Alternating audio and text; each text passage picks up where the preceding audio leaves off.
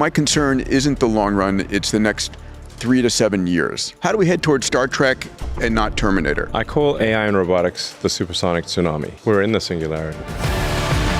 When is all white-collar work gone? Anything short of shaping atoms, AI can do half or more of those jobs right now. There's no on-off switch. It is coming and accelerating. The transition will be bumpy. Do you have a solution to this? I don't make a bet here.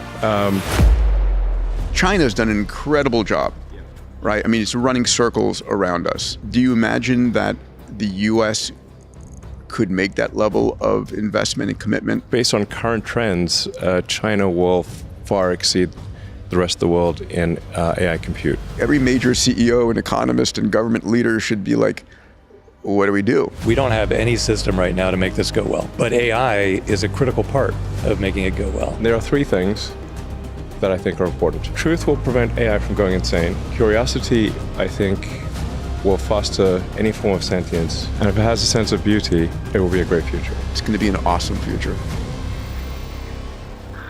Now that's a moonshot, ladies and gentlemen.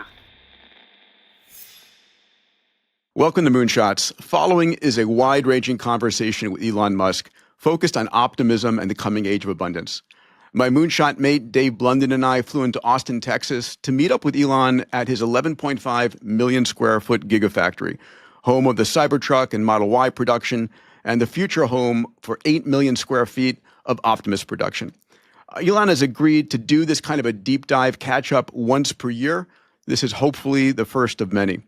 And after having this conversation with Elon, it's crystal clear to me that we are living through the singularity. All right, enjoy. Yeah. Your relentless optimism is always a breath of fresh air. Thank you, buddy. Thank you. Well, I want to share that tonight with a lot of people. Yeah. I think they need it. I hope you're right, and you might be right, actually. Yeah, I'm increasingly thinking that you are right. Thank you. Yeah. Abundance for all. Yeah. That's the goal. Shall we? Yeah. All right. Right now, I'm putting a lot of time into chips. Good. You are personally. Good. Yeah. Yeah. It's always with some interesting AI to see. assistance, I assume. What's that? With some AI assistance, I assume. The design and not enough. Yeah. It'd be nice if we could just hand it off to the AI. Yeah. Soon enough. Yeah, I tried to do some circuit design actually with AI recently, just a couple of weeks ago. Not happening yet. Very soon, though. Yeah. I think probably at this point, Grok, if you took a photo and submitted it to Grok, it could probably tell you if the circuit is if there's something wrong with it. Yeah. Yeah. All right, I'm gonna give it a shot. You're using the same Grok that I'm using, or you are? Grok keeps updating. So. Yeah. 4.2, but 5 is soon, right? 5 is Q1. Yeah. 4.2 has not been released yet. Okay. Externally. But yeah, I mean, if you just upload an image into Grok, it's does quite a good job. Yeah. Yeah. Of analyzing any given image. Absolutely. Let's start. Yeah. We're going to talk about this. All right. We'll come back. I mean, to it. let's see if I take a picture of you. What is it? Let's see what it. Yeah. What's it going to say about me? Yeah. It's going to say you're a flawed circuit. I also have to remember to update it because we update the Grok app so frequently. You know, I asked Grok to roast me. Oh, it does a good job. And it did an amazing job. Then I asked Grok to roast you. Yes. And I spit out my coffee. It was hilarious. And then I asked it, You say be more vulgar. It just keeps telling you to be more and more vulgar. I asked until it's like, mother of God. Wait, is Bad Rudy still out, or did that get repealed? Bad Rudy's still there? And I asked Grok, That's an eye-opener. does Elon know what you say about him? And she goes, it's a she for me. She goes, what is he going to do about it? What is he going to do about it? Yeah, let's see. Okay. So I just literally took a photo of you and see what it is. Did you ask a question? No, nothing. I didn't say anything. This man is hugely... This is Peter Diamandis. Yes.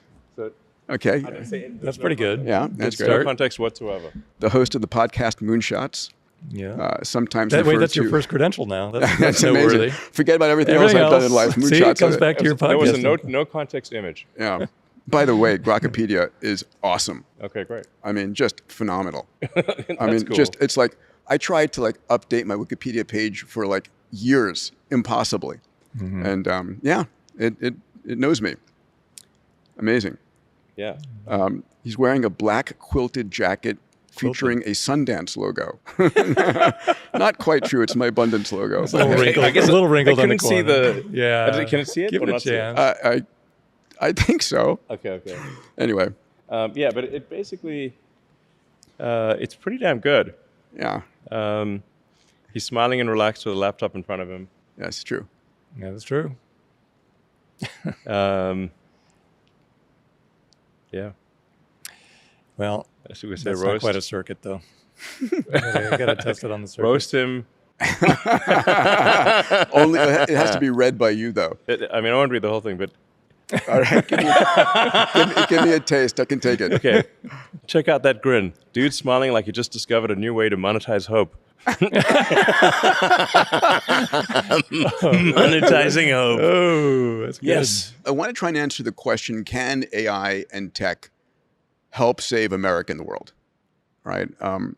I want to give people listening a dose of optimism. There was a survey done in mid-December by Pew that said 45% of Americans would rather live in the past, and only 14% said they'd rather live in the future, which is insane to me, right? Obviously, they never read history. The challenge is most Americans, all they have of the future, it's like Hollywood has shown us killer AIs and rogue robots, right? And people are worried about their jobs, they're worried about healthcare, they're worried about, the cost of living. The challenge is how do we help people? I mean, you pinned on X, the future is going to be amazing with AI and robots enabling sustainable abundance I was for thinking all. of you when I did that. Thank you. I Yeah. appreciate that. Yeah. And well, I mean, I was like, what would Peter Diamandis say? yeah. And, well, and that's I was channeling you. Actually. thank you. I couldn't agree more. Yeah, I don't think no, I Dave could know. agree more either. That's correct. So my question is from a first principle standpoint, right? Yeah. The rationale for optimism. How do we head towards Star Trek and not Terminator, right? How do Yes. we head towards Roddenberry, not Cameron. Yeah. Jim, I won't go into that. The diverging path meme. Yes, it is. Avatar has some hopeful parts, but anyway. Yeah. Yep. How do we go towards universal high income instead of social unrest? So my Why not both? Because we don't want social Let's watch unrest. Jews. Yeah. So Have universal high income and social unrest. That's my prediction. that will make for a lot of problems. Is that your actual prediction? Yeah. Yeah, it seems likely. I'm like, tell me I'd I'm love wrong. to push back on it. Yeah, exactly. Well, but it seems like that's the trend. Yeah, totally. No, we have. well, because there's going to be so much change. Yeah, exactly. People are going to be Like it's scared shitless. Yeah, it's sort of the it's like be careful what you wish for because you might get it. Yeah. Yeah. Now, if you actually get all the stuff you want, is that actually the future you want? Yeah. Because it means that your job won't matter. If you're living an unchallenged life, Yes. right, with no challenges, Yeah. no, if you become a couch potato, if it's the WALL-E future, that does not Yeah. go well for humans. Well, and we're used to being told, here's your challenge. Yeah. So people haven't historically been very good at creating their own challenge in the absence of I some. think Elon does a damn good job. Every time one company takes off, you start your next. Oh, that's rare, Or glutton though. for punishment. I think you are. Yeah. I think you are, but thank God for that. So why? So It's Elon, like, why do I do this to myself? why- Well, actually, after AI and robots, is there another thing after that? I guess there's, there's always space. conquering, the universe. yeah, Well, there is it's that just thing. rocks, really. Hey, And energy. rocks are your friends too. Conquering. So You need to get there. why, Basically. Elon? Why are you so optimistic? Are you optimistic? Let's start there. I'm not as optimistic as you are, Okay. but why are you I'm more optimistic? optimistic than most people. Okay. And is the trend upward compared to a year ago, 2 years ago? Well, I think if you reframe things in terms of progress bar, like speaking of challenges, Yeah. progress towards a Kardashev 2 scale civilization. Sure. Well, let's say the aspiration. Capturing all the energy from the sun's output. Well, let's even have a humbler aspiration than that. If we say that our goal is to even get a millionth of the sun's energy. Sure. That would be more than 1,000 times as much energy as could possibly be produced on Earth. So about 500 millionth of the sun's energy reaches Earth. So you'd have to go up 3 orders of magnitude from that just to get to a millionth. Yeah. So we're very, very, very far from even having a billionth of the sun's energy harnessed in any way. So a reasonable goal would be try to get to a millionth. And if you try to get to a millionth or a thousandth, 0.1%, that's such an enormous. There's not sure what metaphor we'd use here, but because a hill to climb is not a inappropriate. It's like not a big enough metaphor. But Gravity well to escape. Engineering it's a hell of a feats gravity beyond. well. Yeah. Exactly. So if you try to get to a millionth of the sun's energy, or a thousandth of the sun's energy, like now these are very, very difficult tasks. And energy is the inner loop for everything right now. Yeah, I think the future currency will essentially just be wattage. Yeah, I was thinking, is the ability of a person to control energy and compute, or just energy? I mean, the two translate, obviously. Just like harnessed energy. Yeah. Like so, or like basically how much power is being turned into work of some kind, Right. intelligence or matter manipulation. So that's your next big project, is going to be energy. It's going to be. You're going to go back to your solar. You can expand from there and say, okay, what about even getting somewhere on a Kardashev 3 scale, meaning galaxy level? Now we're talking. Now we're back to Star Trek. Yeah, expand horizons here. Yes. Well, there isn't even a horizon because you're not on a planet. So we talk about. So if you think galaxy mind. Yeah. Well, listen, we're in 11.5 million square foot, 3 pentagons right here in this building. I mean, you think in a reasonably large scale. What is magnitude? Yeah. So I mean, so from a challenge standpoint, I guess the civilizational challenge will be how do you climb the orders of magnitude in energy harnessed. But we're going back to why you optimistic right now. I mean, when people think about the challenges ahead, I think we're going to end up with abundance in the long run. It's for beyond abundance beyond what people possibly could think of as abundance. Like the AI actually, AI and robots to the limit will saturate all human desire. Sure. And then we get to nanotechnology, which takes it even a step further. The thing about I'm not sure what you mean by nano. You mean like little nanobots or something? Or atomic reassembly. Yeah, for health. Oh yeah, sure. I mean, we're already doing atomic level assembly for circuits. Amazing. 2-3 nanometers. Yeah, it's only depending on how they're arrayed, 4 or 5 silicon atoms per nanometer. Yeah. So those are big atoms, though. Yeah. They're not biggish. They're not your little. I mean, but I'm just saying they should actually describe the circuits in terms of an integer number of atoms in a specific place. They should. It's all angstroms now, but. It's just an integer. It's like we'll call this the 7 atom. Whatever. Yeah. Like if you say 2 nanometers, it's like 9. No one knows. 9 silicon atoms, something like that. They've got silicon and copper, and so. But a bunch of these things are just marketing numbers. Like the 2 nanometer is just a marketing number. Oh yeah. But you still need essentially close to atomic level precision. Like the atoms really need to be in the right spot. I think they're getting clean rooms wrong, by the way, in these modern fabs. I'm gonna make a bet here. Okay. That Tesla will have a 2 nanometer fab, and I can eat a cheeseburger and smoke a cigar in the fab. Oh, come on. Yes. The air handling will be that good? Okay. Do you have this sketched out in your mind? Like, how are the atoms being placed that they're immune to cheeseburger grease? You just maintain wafer isolation the entire time, which is actually the default for fabs. The wafers are transported in boxes of pure nitrogen gas. Yep. Under a slight positive So pressure. are the bananas at Walmart. Just so you know. Yeah. Well, it's Same insecticide reason. essentially. Like it's pretty hard for anything that's combusting to live without oxygen. Yep.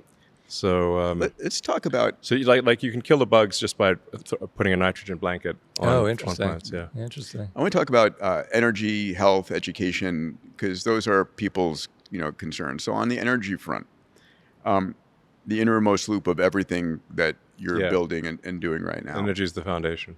What's your vision for energy abundance? The sun. In the next this decade, the sun. Yeah, I mean, so The sun is everything. It's everything. So you're all in on solar. I mean, Yeah. I mean, think your people just natural don't gas understand- and solar. You're at Colossus 2, right? Yeah. People just don't understand how that solar is everything. So everything compared to the sun, all other energy sources are like cavemen throwing some twigs into a fire. Yeah. So the sun is over 99.8% of all mass in the solar system. Jupiter is around 0.1% of the mass. So even if you burnt Jupiter, the energy produced by the sun would still round up to 100%. Yeah. And then if you teleported 3 more Jupiters into our solar system and burnt them too, It would still round up. the sun still rounds up to 100% of energy. Any interest in fusion? I mean, like non-sun. fusion on the planet, fusion on Earth. You know what? You know See what's that coming a mile away. you're never going to guess how the sun works. Giant coal plants. I mean, we have a giant free fusion reactor that Yes. shows up every day. 93 million miles away. It's farcical for us to create little fusion reactors. I mean, that would be like, having a tiny ice cube maker in the Antarctic and say, "Hey, look, we made ice." I'm like, "Congratulations!" Even the fucking Antarctic. So totally with you on this. There's like 3-kilometer high glaciers right next to you. Okay. Yeah, But sure, you can make an ice cube. if you just narrow the question to the Memphis timeline, so Memphis data center timeline between 1 gigawatt and 10 gigawatt, you're not gonna pull 10 gigawatts out of Memphis. Maybe you are. 2 or 3. 2 or 3.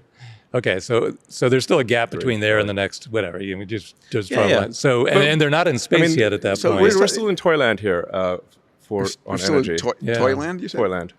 10 gigawatts. What's amazing is there's 100 megawatts right outside the door here, Yes.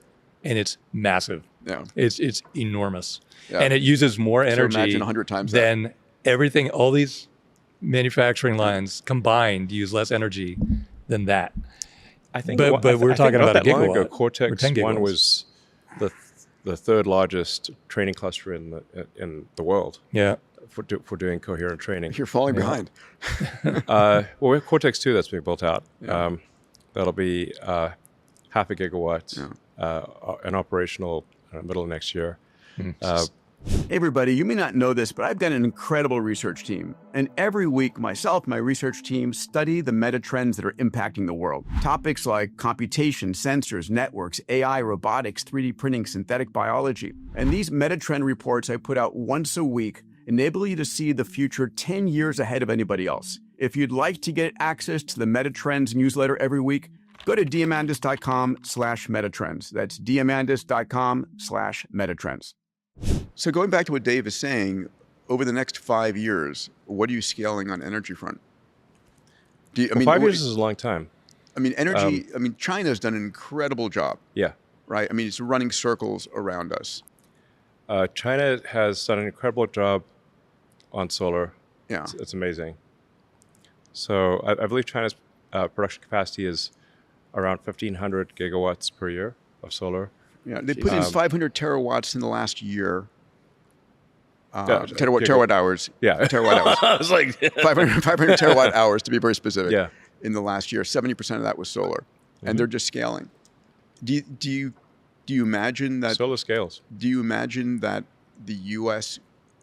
could make that level of investment and commitment? Because people are worried about their energy bills going up with no data centers in our backyard. How do we provide? I mean, energy is equivalent to cost of living. It's equivalent to health. It's equivalent to clean water. The higher energy production of a country, the higher its GDP. Energy is important. So what do we do to scale that way? Do we do it in solar here? I think we should scale solar substantially in the U.S. Tesla and SpaceX are scaling solar. And I encourage others to do so as well. So obviously I've said this stuff, publicly. I do see a path to 100 gigawatts a year of space solar, sort of AI-powered, solar-powered AI satellites. Yes. So 100 gigawatts a year of solar-powered AI satellites. I did the math on that. That's like 500,000 Starlink V3s launched over 8,000 Starship flights. That's one every hour. For a year. 10,000 flights a year is a reasonable number. It's amazing. It's quite the scale. Well, what's the really rough timeline on that? Because by aircraft standards, that's a small number. Sure. In terms of flights, yeah, for sure. Yeah, that's small fry. So you're just depends what you compare it to. If you compare it to the rest of the rocket industry, it's a very high number. Yeah. And we're talking about 1 million tons of payload to orbit per year. So if you do 1 million tons of payload to orbit per year with 100 kilowatts per ton, that's 100 gigawatts of solar-powered AI satellites per year. Yeah. There's a path to get probably to a terawatt per year. From Earth. Yeah. If you say 10, if you want to go up another order of magnitude, or let's say you want to go to 100 terawatts a year, which is obviously kind of nutty numbers, then you want to make those AI satellites on the moon, yes, and use a mass driver. Yeah, so the Gerard K. O'Neill approach. Well, like Robert Heinlein, Moon is a harsh mistress. Sure, of course. Pretty much. Yeah, I love that book. Yeah. It's a sort of libertarian paradise on the moon. Yes. So, because on the moon you can just accelerate the satellites into to escape velocities around 2,500 meters per second, and there's no atmosphere, so a mass driver works very well on the moon. Can I ask the question about orbital debris? I mean, we're building effectively a Dyson-ish swarm around the Earth. Swarm? Yeah, swarm. Swarm. We'll eat it for lunch. Are you worried about over congestion on the? That's going to be the sun-sync orbit's going to fill very quickly. You don't have to have sun-sync. You can. Don't have to, but it's optimal. Yeah. There's some pros and cons to sun-sync or not sun-sync.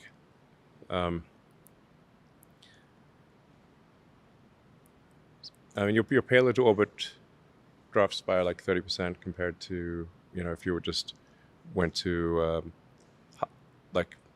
mid inclination 70 degrees or something like that. Yeah. Do we need an orbital debris X Prize at this point? We need some way to get the satellites, defunct satellites, down. Do we pass rules that require them to deorbit on their own? Yeah, at the point at which you can put 1 million tons of satellites into orbit, you can also start bringing down satellites too. Yeah.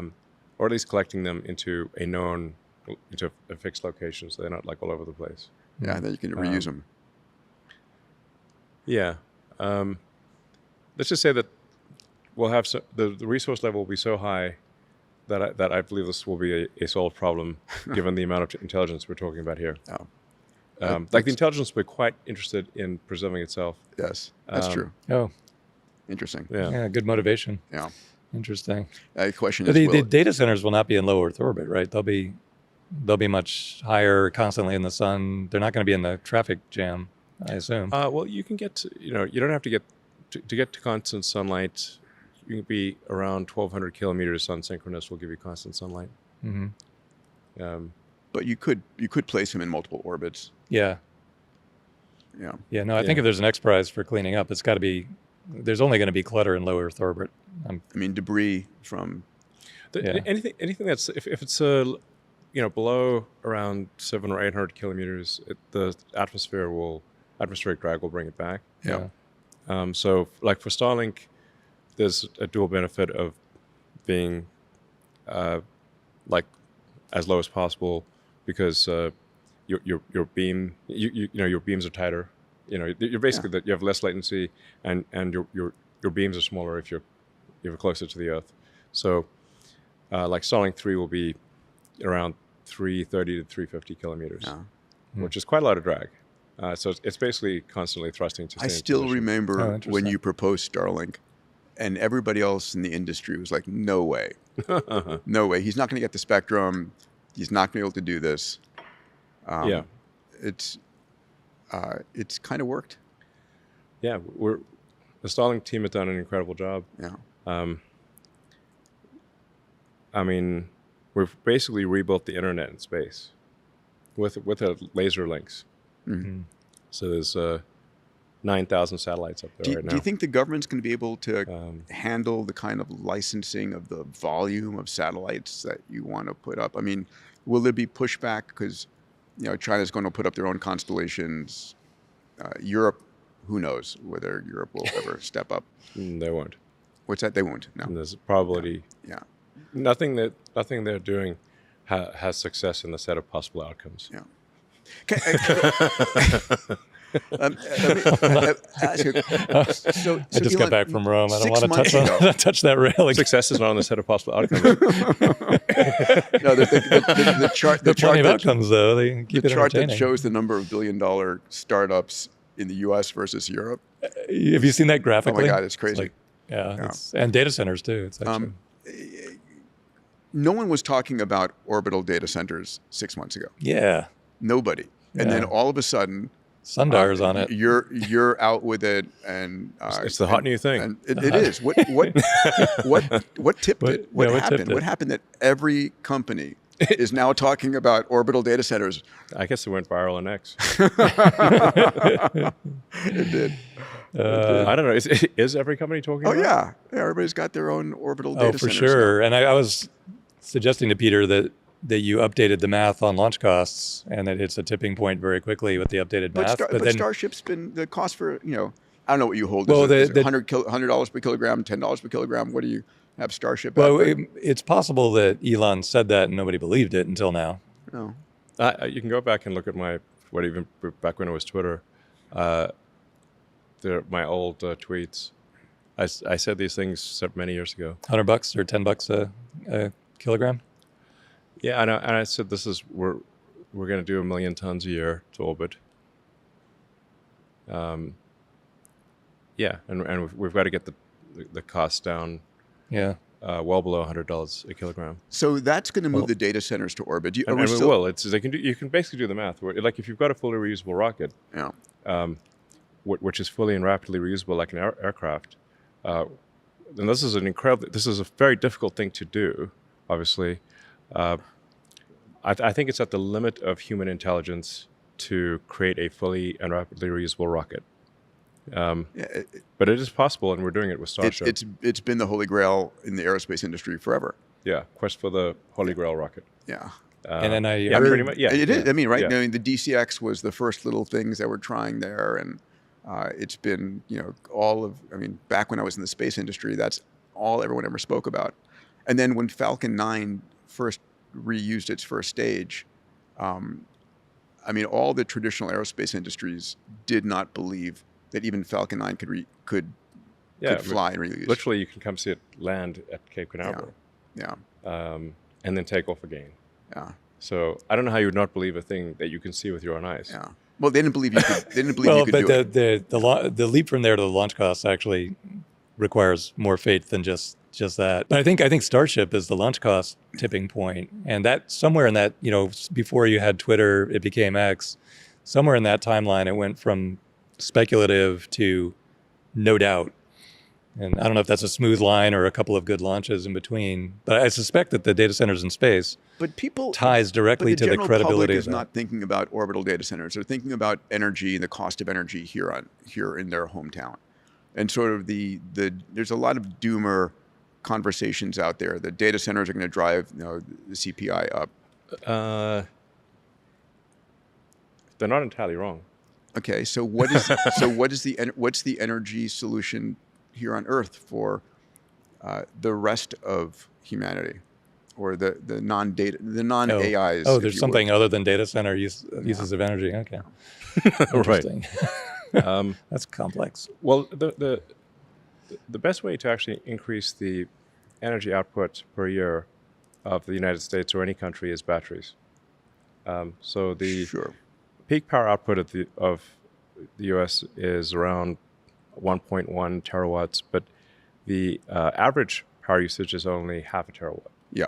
So if you just buffer the energy, so charge up the batteries at night, discharge during the day, without incremental capital expenditures,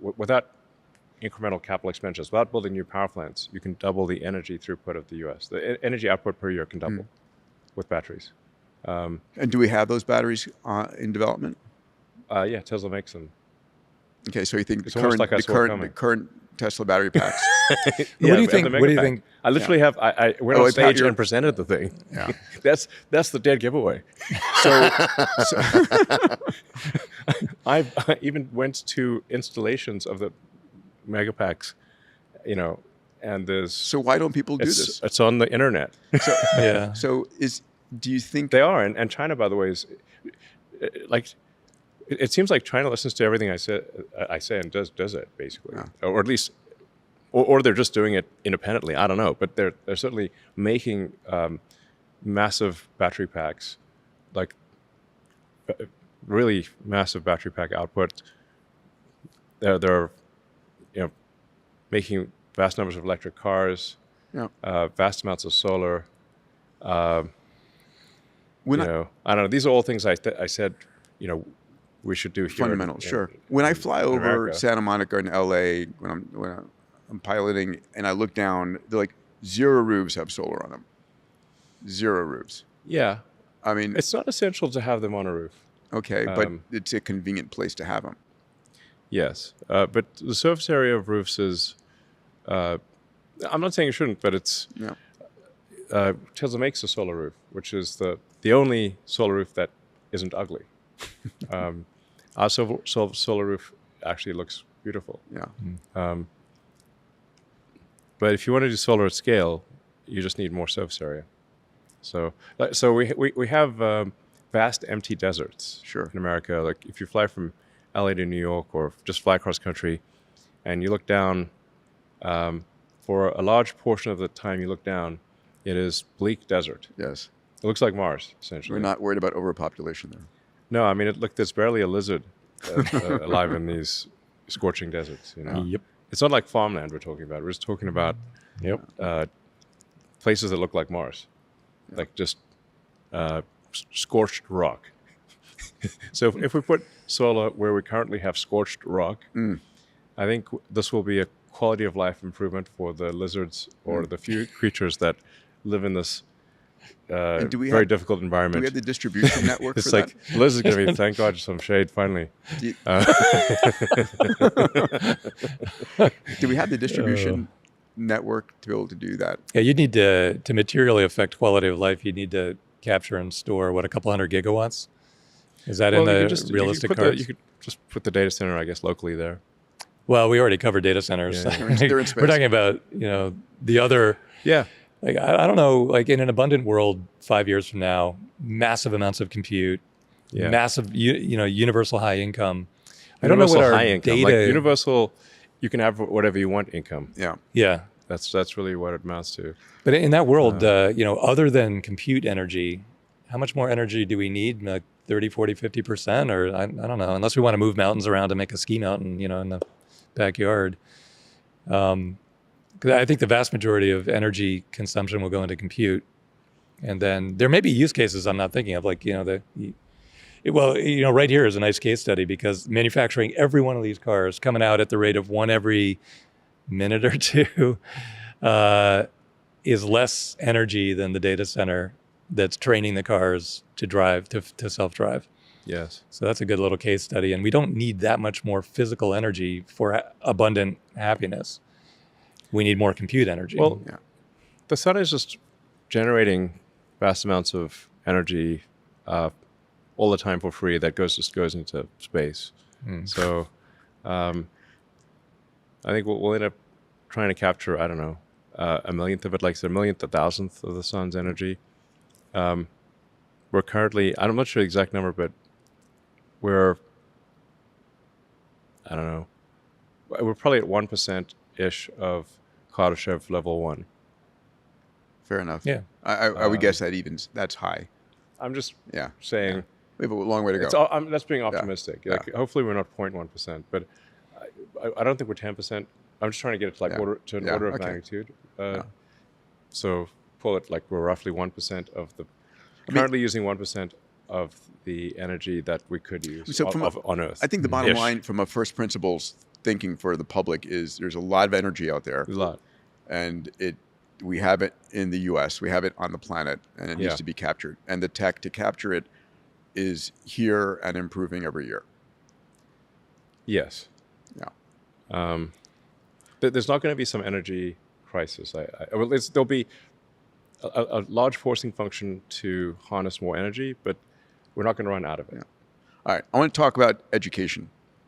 So here's the numbers. They're abysmal. I mean, they're abysmal, right? Okay. The importance of college in the United States back in 2010, 75% of Americans said it's important to go to college. That number is now down at 35%. All right. College graduates as a group turn out to be the group that's out of work the longest. Right. Just barely. But still. But and still, tuition has still increased 900% since 1983. The administrative expenses at universities have gotten out of control. Yep. So I think I saw some stat that like there's one administrator for every 2 students at Brown or something like that. And I'm like, this seems a little high. Yeah. You know? They should teach something. Yeah. What was your college journey? I went to college in Canada for a couple of years at Queen's University. Uh-huh. I had Canadian citizenship through my mom, who was born in Canada. And my grandfather was actually American, but for some reason, I don't know, my mom couldn't get U.S. citizenship. But she was born in Canada, so I got Canadian citizenship. I didn't have any money, so I could only go to a Canadian university at first. I mean, people forget that about you. You didn't have this giant social network or huge amount of wealth coming into all of this. No. Yeah. No, I arrived in Montreal at age 17 with, I think, around $2,500 in Canadian traveler's checks, back when traveler's checks were a thing. And one bag of books and one bag of clothes. That was my starting point. That was my spawn point in North America. And then, so I went to Queen's University for a couple of years, and then University of Pennsylvania, did a dual degree in physics and economics. And graduated. Undergraduate at UPenn, UPenn Wharton. Yeah. And then I came out to do, I was going to do a PhD at Stanford, working on energy storage technologies for electric vehicles, essentially material science, I guess, fundamentally. Yep. The idea that I had was to try to create a capacitor with enough energy density that you could get high range in an electric car. It's funny, I invested in an ultracapacitor company. It didn't go well. Well, it's one of those things where, so you could definitely get a PhD, but it wasn't clear that you could make a company or do something useful. Like this, most PhDs, hate to say it, but most PhDs do not turn into something that's going to... Do not turn into something useful. Yeah. Like you could add a leaf to the tree of knowledge, but it's not necessarily a useful leaf. Enormous fraction of great entrepreneurs are dropping out of grad school or undergrad, but nowadays the sense of urgency is off the charts. But I mean, they're popping since- out everywhere. Yeah, because don't waste your time going to grad school. Start a company. Yeah, curriculum is nowhere near caught up to what's actually going on in technology, and I don't have time. And And we talk about this the all window. the time. It's like, this is the moment. I think right this now is the moment. It's like it's not clear to me why somebody would be in college right now unless they want the social experience. Yeah. Yeah. I mean, if you have the ability to go and build something. So the question is, how would you redesign the educational program, if I could be so blunt, as to create more Elon Musks? If we want to create an Elon Musk factory of people who start with very little, but are able to drive breakthroughs,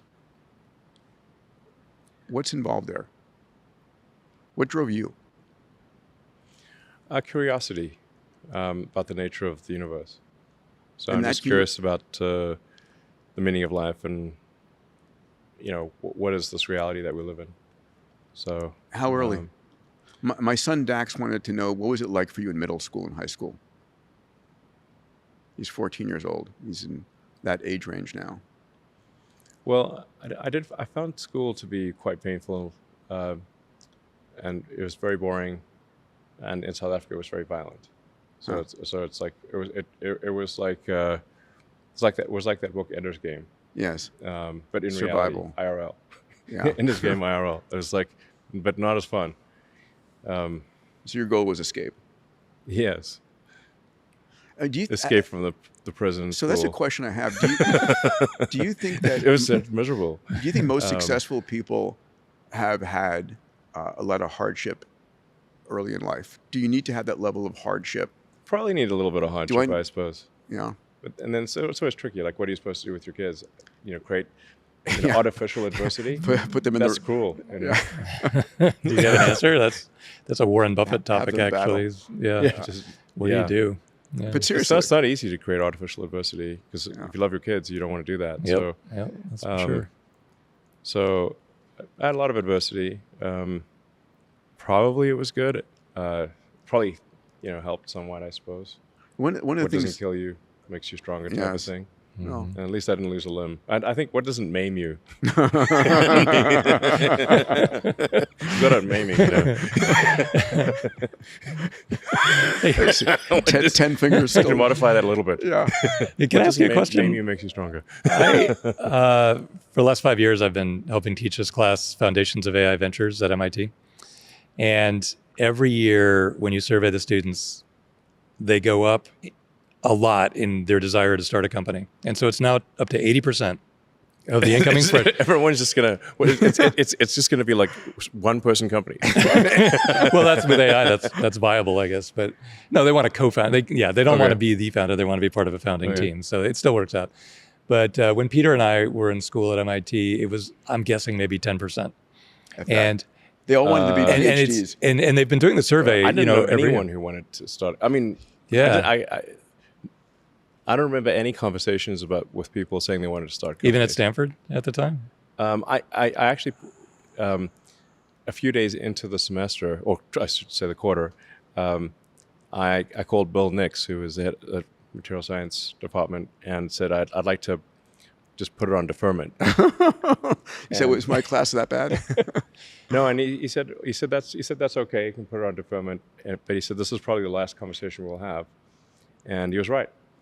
But then, I think it was last year, he sent me a letter saying that all of my predictions about lithium-ion batteries came true, which is very nice. And did he also say you could still come back and finish your PhD? Yeah, no, it was several times Stanford has said that I can come back for free. Well, so you know what happened at MIT is every time. so I did not know. It'd be a great use of your time. Exactly. And I'm like, yeah.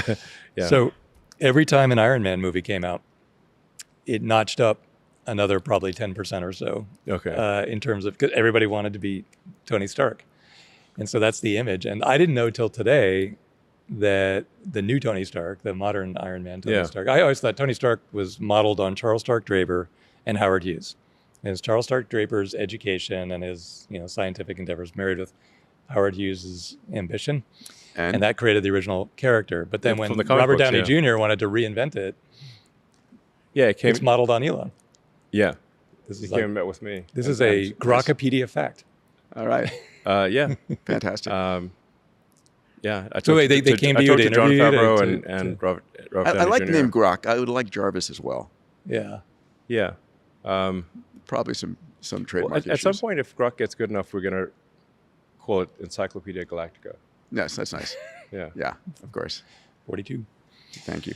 Yeah. So going back to education, should colleges, I guess the social experience, like you said, is important there. But what would you do for education, middle, high school? You just came back from an announcement with President Bukele, who's a friend. I think he's an amazing He's a very smart guy. visionary. Yeah. Incredible what he did with his nation. Yeah. Yeah.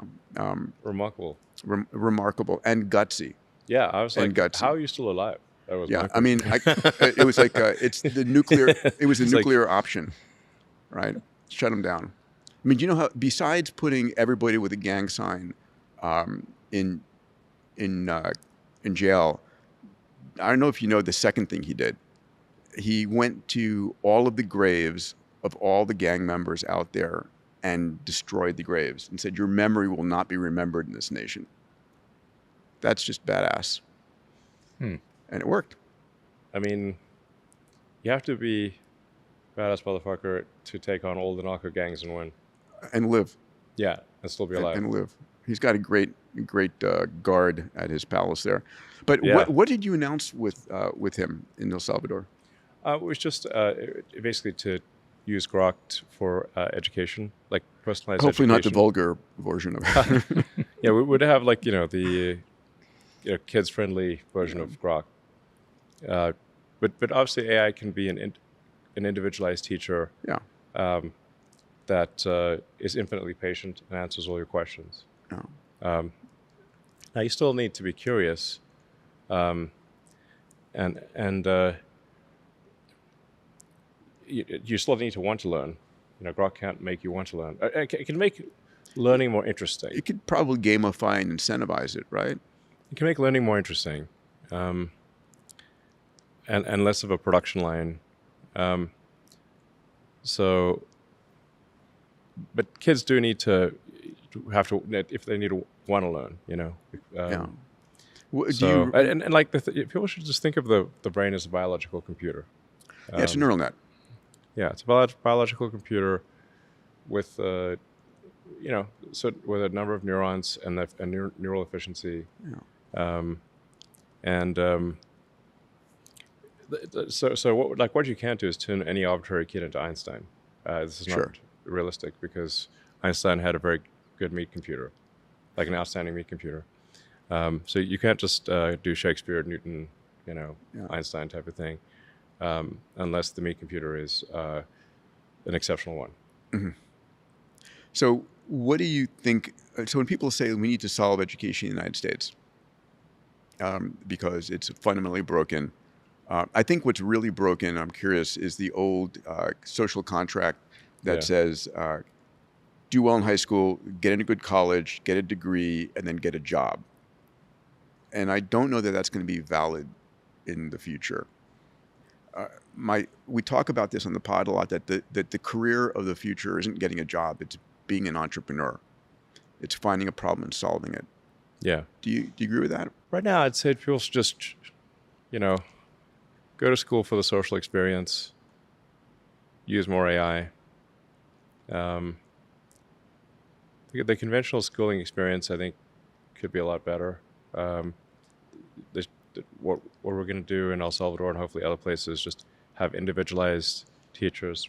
That's going to be much better. And you could go to a school with a bunch of other kids, I guess, if you want to hang out with other kids, but you don't need to. Right. You could do it on your phone at home. So that's why I say, like, at this point, education is a social experience. When I talk to my kids who are in college, Yeah. they do recognize that they can learn just as much independently. In fact, that they would learn more in a work situation. Yeah. They're there for the social experience and to be around a bunch of people of their own age. It's more of a coming of age social experience. Sure. Being on your own, learning how to lead or defend yourself, as the case may be. Well, yeah. I mean, if you join the workforce, you're, from this perspective of like 19-year-old with a bunch of old people. And if you're doing engineering with a bunch of middle-aged dudes, it's like, do you really want to do that, or do you want to hang out with, where there's at least some girls your age, type of thing. Yeah. I want to get back to this when we talk about Not a lot of other choices, actually. I want to get back to this when we get to universal high income, but I want to talk about health and longevity 1 second. The U.S. is ranked number one in health expenses worldwide, and it's ranked 70th in health span. Right? We pay really? 70th? 70th. Is that From Grok. Is that accurate? Is Grok? Well, I don't know. Well, everybody listening sounds should low. check it. I think it would be better than 70th. For health span. Well, whatever. It's saying it's like we just get fat or something. We're not the top 10. Maybe Ozempic can help us find the rankings there. So would you just run around? We need Cupid, but Ozempic.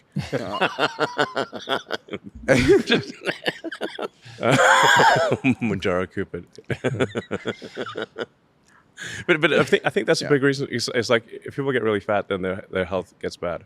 Yeah. Well, if they don't have any exercise, he'll get bad. Or if they eat donuts for breakfast every morning. You still doing that? No, actually, I'm not. Okay, that's good. That's good. Well, first of all, I wasn't eating a lot of donut. I was trying to have 0.4 of a donut, which rounds down to 0.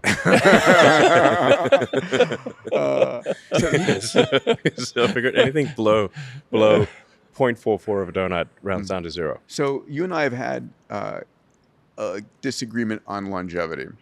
We a have? little bit. Yeah. I was saying, we should push to get people to 120, 150. And you were saying people, shouldn't live that long. So how long do you want? Yeah. There's some, people in the world that have done some bad things. How long do you want them to live? Yeah, well, it's okay. They Well, can, what is going to get the longevity thing? This is a serious question, though. If them. a lot of things are going to happen that we don't. One second. You said go ahead. one thing that you said was interesting. You said we need people to die so people change their minds. Oh yes, and people don't change their minds; right. they just die. But Yes. so that makes more sense, actually. My response to that, Elon, was my response to that was the head of GM didn't have to die for Tesla to come along, and Lockheed and Northrop and Boeing didn't have to go away for. I mean, there's in a meritocracy, the better ideas will dominate. So I'm hoping that I can get you back onto the longevity train. So there's a lot going on in longevity right now, right? Like what? Well, David Sinclair is about to start his epigenetic reprogramming trials in humans. It's worked in animals and non-human primates. It's going into humans. Is this like a pill or an injection or what? Right now, it's an injection of an adeno-associated virus. It's the 3 Yamanaka factors. Okay. We've got a $101 million Health Span X Prize that's working on 730 teams working on reversing the age of your brain, immune system, and muscle by 20 years. By the way, do you know why it's $101 million? No. Because the primary funder, when they found out your Carbon X Prize was $100, he wanted to make it bigger, so it's 101. Oh, who's the? Is this It was Chip Wilson from Lululemon. Oh, okay. And then Hevolution out of. But Chip said, "Can we make it bigger?" I said, "You put the extra million in, we'll make it 101 million." Sounds good. It's a good story. But then we got folks like Dario Amodei predicting doubling the human lifespan in the next 10 years. So that's probably correct. Okay, great. I don't know about doubling, but significant increase. Sure. Which is easily escape velocity. I mean, because right? when Depending on how old you are, yeah. Oh yeah, for sure. Or effective age, yeah. Yeah. So I mean, I think that for too much and turn into a baby or something. That's what I'm telling all the students. They're It's like, Peter, what happened? Yes. There is a frozen in time. I got a 0 wrong in the dosage. just a small factor of 10. You'll grow out of it. It'll be fine. Yeah, exactly. You won't remember it. Literally. I mean, wouldn't it be funny if we do this in like 10 years? Okay, we should do it in Okay. We'll do it in 10 years for sure. And let's see if we look younger. That's a good side bet. My comment was always, at least Elon's, back then, Elon was like, late 40s. Wait till he gets into his 60s. He's going to want, longevity more. I mean, I want things to not hurt. Yeah, sure, of course. It's like basically it seems like it's only a matter of time before you get back pain. Yeah. Like it's a when, not an if. When your back hurts. Arthritis. Yes. Yeah, like these All things, those things suck basically. And being able to sleep through the night without going to the bathroom. It's worth a lot. It's very how much valuable. for that one? Yeah, it's more than hope. That one. Oh man, that's like the infinite money one. Why did you invest in longevity? So I could sleep through the night and not go to the bathroom. Bladder, yeah, duration. But, I mean, admittedly, if you have to wear adult diapers, that's a bummer. That's not good. Adult diapers are real. It's like one of the signs that a country is not on the right path. Is when the adult diapers exceed the baby diapers. Yeah, we're there. Well, we're there. Yes. South Korea will be there. They passed that point. Oh, they passed that They point. passed that point many years ago. Japan passed the point many years ago. Doesn't go well looking at the Japanese economy. No, I mean South Korea is like 0.7, 1/3 replacement rate. Yeah, Isn't that crazy? Yeah, so 3 generations, they're going to be 1/27th, so 3% So of their current size. I mean, North Korea won't need to invade; they can just walk across. Yeah. This is going to be some people in, walkers or something. It's like, Well, it's not there'll be a bunch of Optimus and robots by robots, then. basically. But you've been very verbal about the not overpopulation but massive underpopulation. yeah, I've been saying this for ages. Yeah, longevity is going to be an important part of that solution. I also think, by the way, if you increased the productive life of most Americans by just a few years, you'd flip the entire economics here. Well, If they're willing to work. AI and robots is going to make everything Sure. free, basically. Yeah. But how long would you want to live? I want to go, other planetary systems. I want to go and Okay, that's a explore long the time. universe. Yeah, I mean, I would like to double my lifespan for sure. I don't want, I'm not sure I want to talk about immortality, but, at least Forever 120, is- 150 is a long time. One of the worst curses possible would be that Yes, may you live forever. may you live forever. Yeah, That would be one of the worst yeah. curses you could possibly give Yeah. anyone. But I think life's going to get very interesting. Yeah.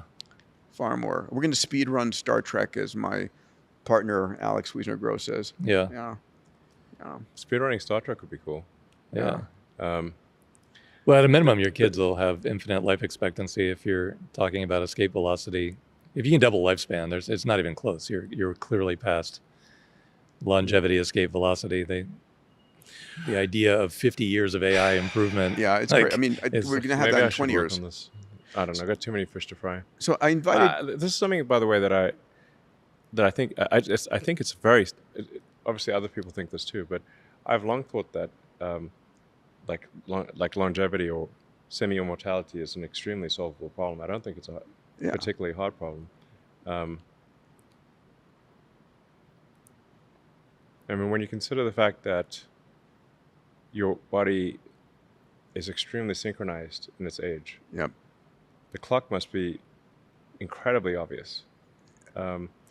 Nobody has an old left arm and a young right arm. All right. Why is that? Oh. What's keeping them all in sync?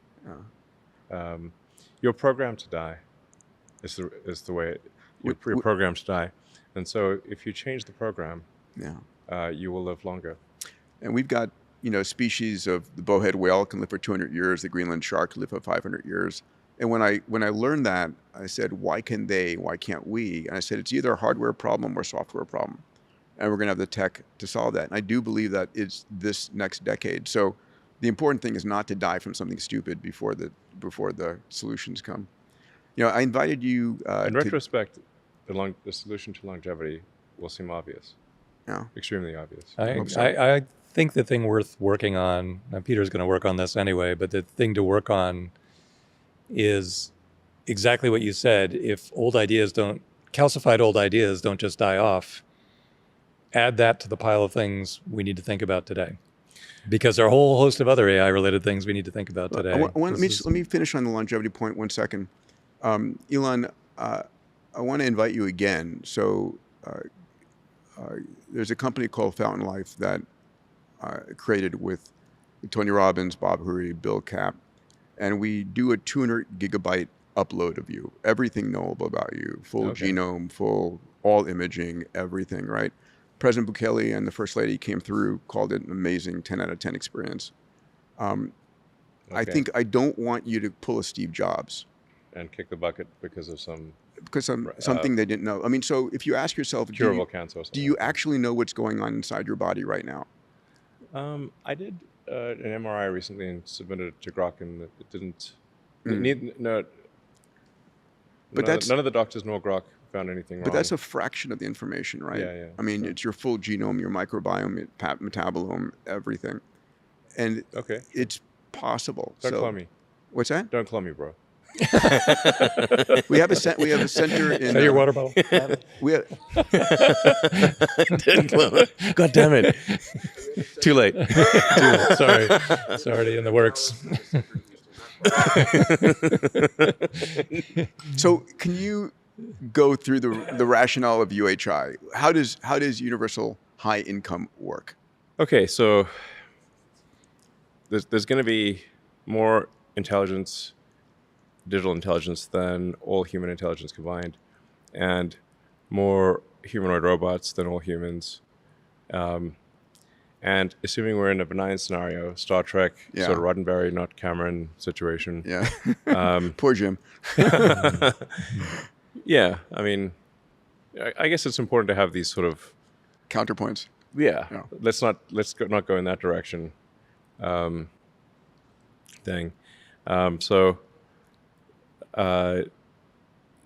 The robots are going to just do whatever you want. All the blue collar labor is being done by robots. All data centers are being built by robots. The white collar labor will be the first to go, because until you can move atoms, the thing that can be replaced first is anything that involves just digital. Like if it's digital, like if it involves tapping keys on a keyboard and moving a mouse, the computer can do that. The AI can do that. Sure. You need the humanoid robots to shape atoms. So if all you're doing is changing bits of information, which is white collar work, that is the first thing that when AI is it gone? will. This is the inspirational. This is the inspirational part of the podcast, by the way. Okay. When is all white collar work gone? By when? Well, there's a lot of inertia. So even with AI at its current state, I'd say you're pretty close to being able to replace half of all jobs. And you know that white collar jobs. That includes anything like education too. Yeah. Mm-hmm. So anything that involves information, and anything short of shaping atoms, AI can do probably half or more of those jobs right now. Sure. But there's a lot of inertia. People just keep doing the same thing for quite some time, and there actually has to be a company that makes more use of AI that competes with a company that makes less use of AI, creating a forcing function for increased use of AI. Right. Otherwise, the company that still has humans do things that AI can do will still continue to exist. Being a computer used to be a job. So it used to be that a human computer, like a computer. Being a computer was a job. You would compute numbers. Sure. It didn't used to be a machine. It used to be a job description. Yes. Yep. And there, you can look online. There's these pictures of where they're having skyscrapers full of women copying, mostly women copying from ledger to ledger. And men too. But people. It was a lot of women, but there were just buildings full of people just at desks doing calculations. Yeah. So they'd be calculating the interest in your bank account, or some science experiment or something like that, or what. But if you want calculations done, people would do it. Now, one laptop with a spreadsheet can outperform a skyscraper of several hundred human computers, Right. of people doing calculations. Now, if even a few cells in that spreadsheet were done manually, you would not be able to compete with a spreadsheet that was entirely a computer. Mm-hmm. Yeah. What this means is that companies that are entirely AI will demolish companies that are not. Right. It won't be a contest. Agreed. That's And a good that analogy. that flipping. Yeah, just one cell in that. Just one. If I'm gonna do that. would on you, the would you flight want home, even actually. I'm one trying- cell in your spreadsheet to be manually calculated? Yeah. That would be the most annoying cell, and you're like, Yeah. God damn it. Yeah. Yeah. and gets it wrong a bunch of the time. introduces error rate. Yeah. So this flippening, if you The would, flippening. Flippening. The We call quickening. it the flippening. Are we monetizing hope effectively? Yes. not at this moment. I think we're at peak doom for people Monetize. worried about the future of their jobs. Monetize hope. We're at peak doom. Well, we're gonna do that. I'll send you one. the Sick T-shirt and the mug. and the mug. Monetizing hope. Monetize hope. Yes. The mug. So, wrong. Heck but yeah. but you have a solution to this, which is UHI. Yes, everyone can have whatever they want. So how does that work? How does UHI work? It's a good question. Like we have to figure out some like. I mean, it's not a transition, 'cause it's not a it's a bumpy redistribution. road. Yeah, I mean, so my concern isn't the long run; it's the next 3 to 7 years. Yes, the transition will be bumpy because We humans will don't like change. simultaneously. Yes, we'll have radical change, social unrest, and immense prosperity. And you can buy all the cyber trucks you want. Things are going to get very cheap. Yes. So this is actually, in fact, if this doesn't happen, we'd go bankrupt as a country. So the national debt is enormous. Yeah. The interest on the national debt exceeds not just the military budget, but the military budget, I think, plus Medicare or Medicaid, one of the two. It's it's like one I think the point something military is trillion enough. Yeah. It's crazy. of interest. Yeah. Which is growing. Yes, and the deficit is growing. Yes. But so if we don't have AI and robots, we're all going to go bankrupt, and we're headed for economic doom. We're going So back. it's We're like you going have There's back. also competitive pressure from China, so this is definitely going to happen, I guess. We're is the going whole back thing. to the theme of this talk. How can AI and exponential tech save America and the world? But don't you think that, But I want to hit this because we talk I about. was like quite pessimistic about it, and ultimately I decided to be fatalistic, and Okay. look on the bright side. I've got this image, you're image of reluctant. you with Always the look on the bright side of life. You're singing down the yellow brick road. We're crucified. What bright side? But this is not about taxation and redistribution. yeah. No, it's. So how does it work? There's- Reason through it with me. Listen, by the way, I'm open to ideas here. Okay. So it's not like I got this all figured out. All right. So so I'm wondering if instead of universal high income, if it's universal high stuff Yeah. and services. Yes. UHSS. We got to. Like, I guess.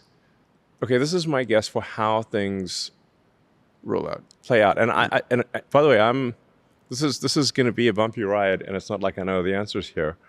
But I have decided to look on the bright side, and I'd like to thank you guys for being an inspiration in this regard. Thank you. Appreciate that. Happy to help. Yeah, because I actually think it is better to be an optimist and wrong than a pessimist and right. Yes, for sure. For quality of life. Yeah. And by the way, It's also not a force of nature. It's under, like, to me, it's really clear that we don't have any system right now to make this go well. But AI is a critical part of making it go well. And at some point, Grok is going to be addressing this exact topic that we're talking about. Or it has to be one of the big four AI machines. I mean, it's coming. That is dealing with it. There's Otherwise, no how's it gonna velocity happen? knob, right? There's no on-off switch. It is coming and accelerating. I call AI and robotics the supersonic tsunami, Yes. which maybe is a little alarming. You think? It's good. It's good. Well, because the just like world the needs a wake-up alliteration, call. frankly. This is important for folks to grok, because I don't want to leave people depressed. I want people to understand what's coming. So we're basically demonetizing everything. I mean, labor becomes the cost of capex and electricity. AI is basically intelligence available at a de minimis price. So you're able to produce almost anything. Things get down to basic costs of materials and electricity, right? So people can have whatever stuff they want, whatever services they need. Yes. It's not, when we say universal high income, it sounds like it's a tax and redistribute, but that's not the case. It's. I think my best guess for how this will manifest is that prices will drop. Yeah. So as the efficiency of production or the provision of services drops, prices will drop. I mean, prices in dollar terms are the ratio between the output of goods and services and the money supply. Sure. So if your output of goods and services increases faster than the money supply, you will have deflation, or vice versa. So It's a good thing we're growing the money supply so quickly then. right. Exactly. Well, luck. Yes, that's why I came to let's not worry about growing the money supply. It won't matter because the output of goods and services actually will grow faster than the money supply, and I think we'll be in this. And this is a prediction I think some others have made, but I will add to it, which is that I think governments will actually be pushing to increase money supply, like Faster? yes. They won't be able to waste the money fast enough, which is saying something for But government. isn't it crazy how close those timelines just randomly worked out? I mean, at the rate, because we're expanding the national debt, not because we're anticipating AI. We were No. going to do that no matter what. Yes. And so it's like right on the edge of becoming Argentina. But yeah, it's But just right at the time that as the AI is- productivity is going to improve dramatically, and it is improving dramatically. I think we'll see.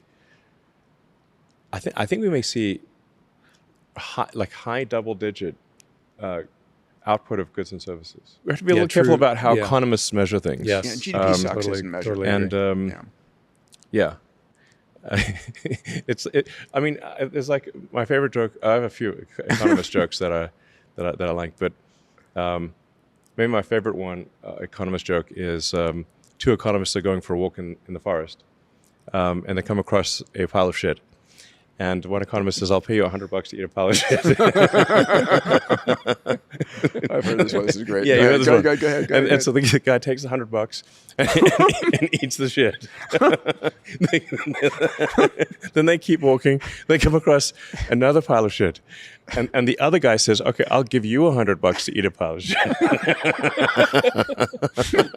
So he gives him $100, and then the guys can say, "Wait a second, we both have the same amount of money." and we both ate a pile of shit. Oh my God! It sounds It's like, but we increased the economy by $200. This is the kind of bullshit you get in economics. Yeah. But if you say like just the output of goods and services, will be much greater. Like you just need to. So profitability of companies go through the roof at some point. But so the question becomes: It is that depends on how taxed by the competitive they government? are. Is that then taxed by the government and redistributed as some level of income as a UHI or UBI?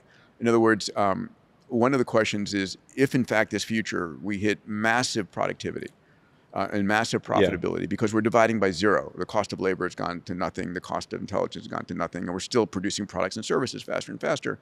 So there's more profitability. Someone needs to be buying it. And someone needs to be able to have the capital to buy it. I mean, this is an important question to get thought through. Yeah. Well, one side recommendation I have is don't worry about squirreling money away for retirement in 10 or 20 years. It won't matter. No. Okay.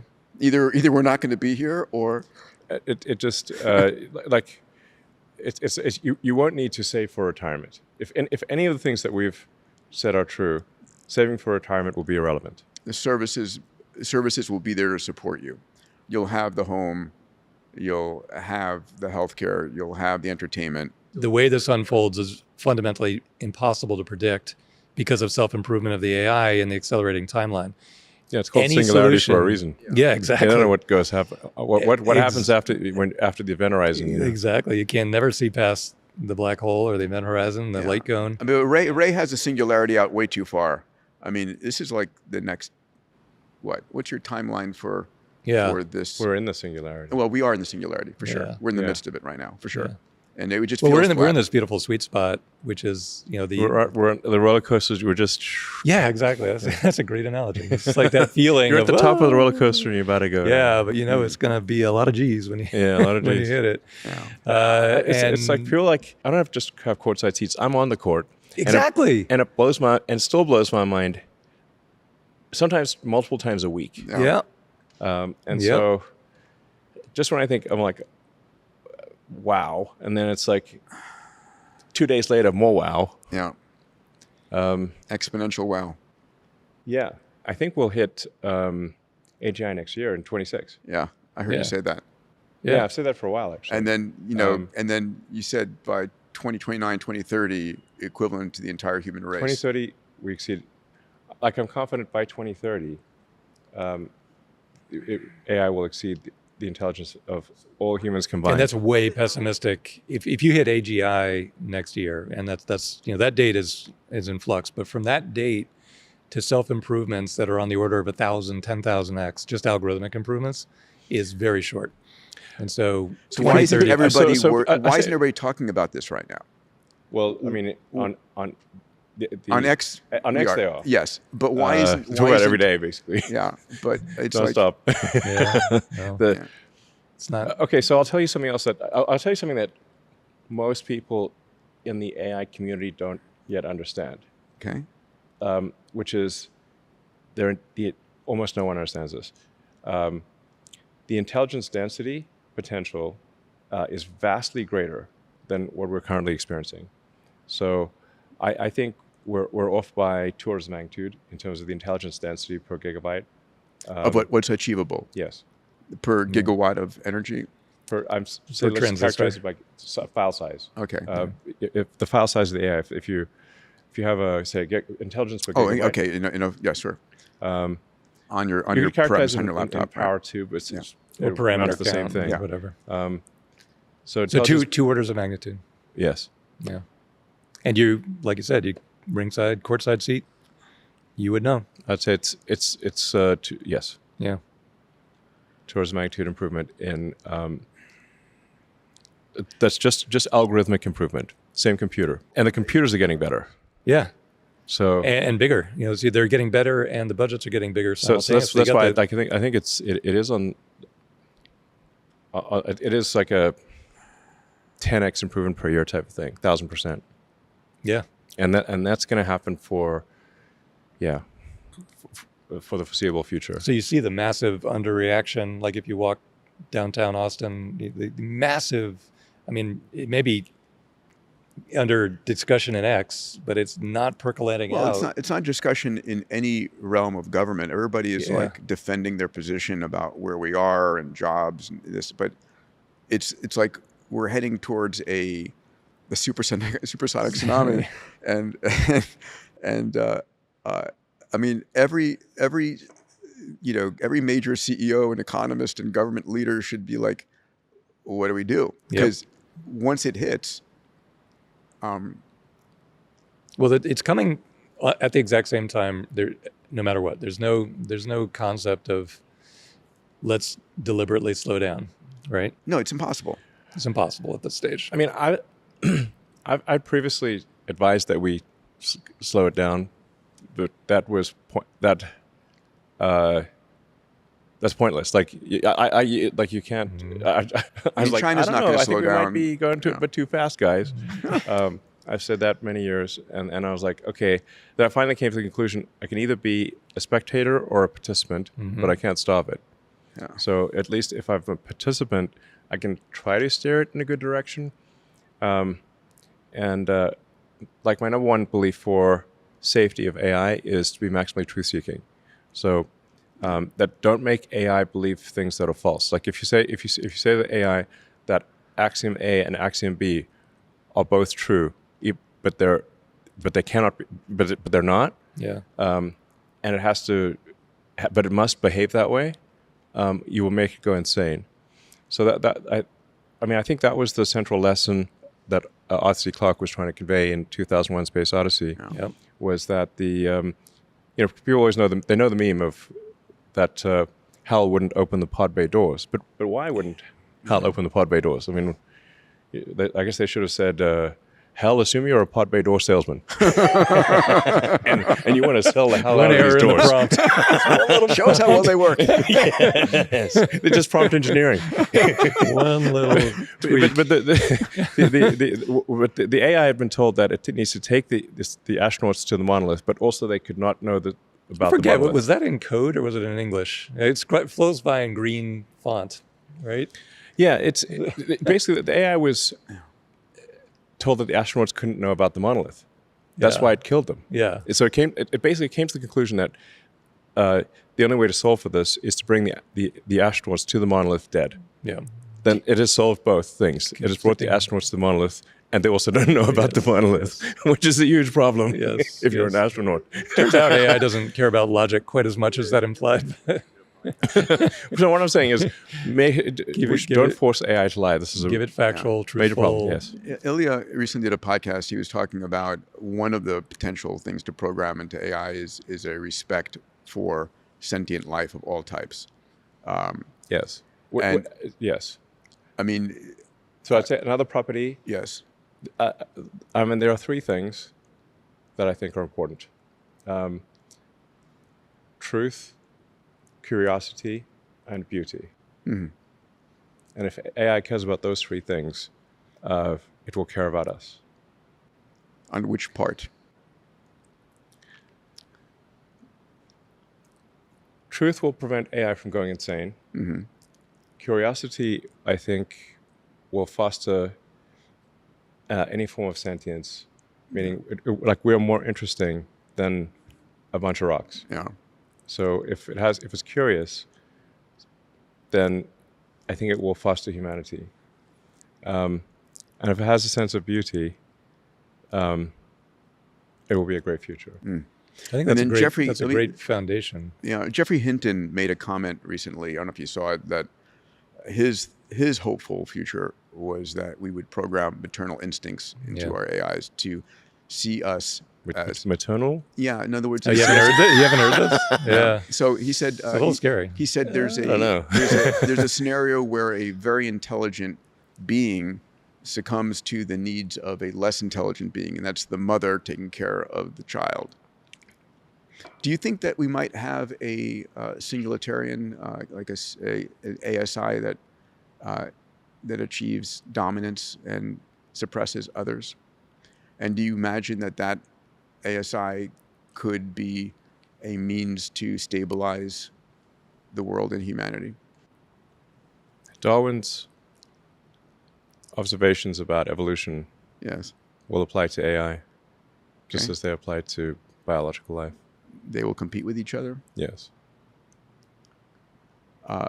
There's a lot of great science fiction books where the first ASI basically suppresses the others. Then the question is, what do you program into it? There's a speed of light constraint that makes that difficult. The speed of light is what will prevent a single mind from existing. So light it takes a millisecond to travel 300 kilometers in an aero vacuum. And you can only get a little over 200 kilometers in a millisecond in glass. In fiber, right? Yeah. So even on Earth, there will be multiple AIs because of the speed of light.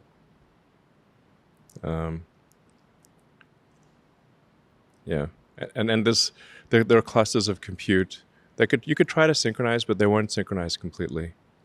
So therefore, you will have many minds because of the speed of light. They don't really have clean borders anymore either, though. You have when you use a mixture of experts kind of design, it's just flowing through the grand network, and you can reassemble parts of it midway through. And we're used to organisms that have clear borders, like your head ends there, your head ends there. But these things are all mushy. To put a bow around this part, I hope you'll put some more thought into UHI, because I think it's really important for us to have. Without a vision, people need a vision of where we're going. People need something to hope for. Basically, the government can just issue people free money. But I don't think. I think they based upon the profitability of all the companies coming inside the country. Just issue people free money. No, they're doing that kind of now.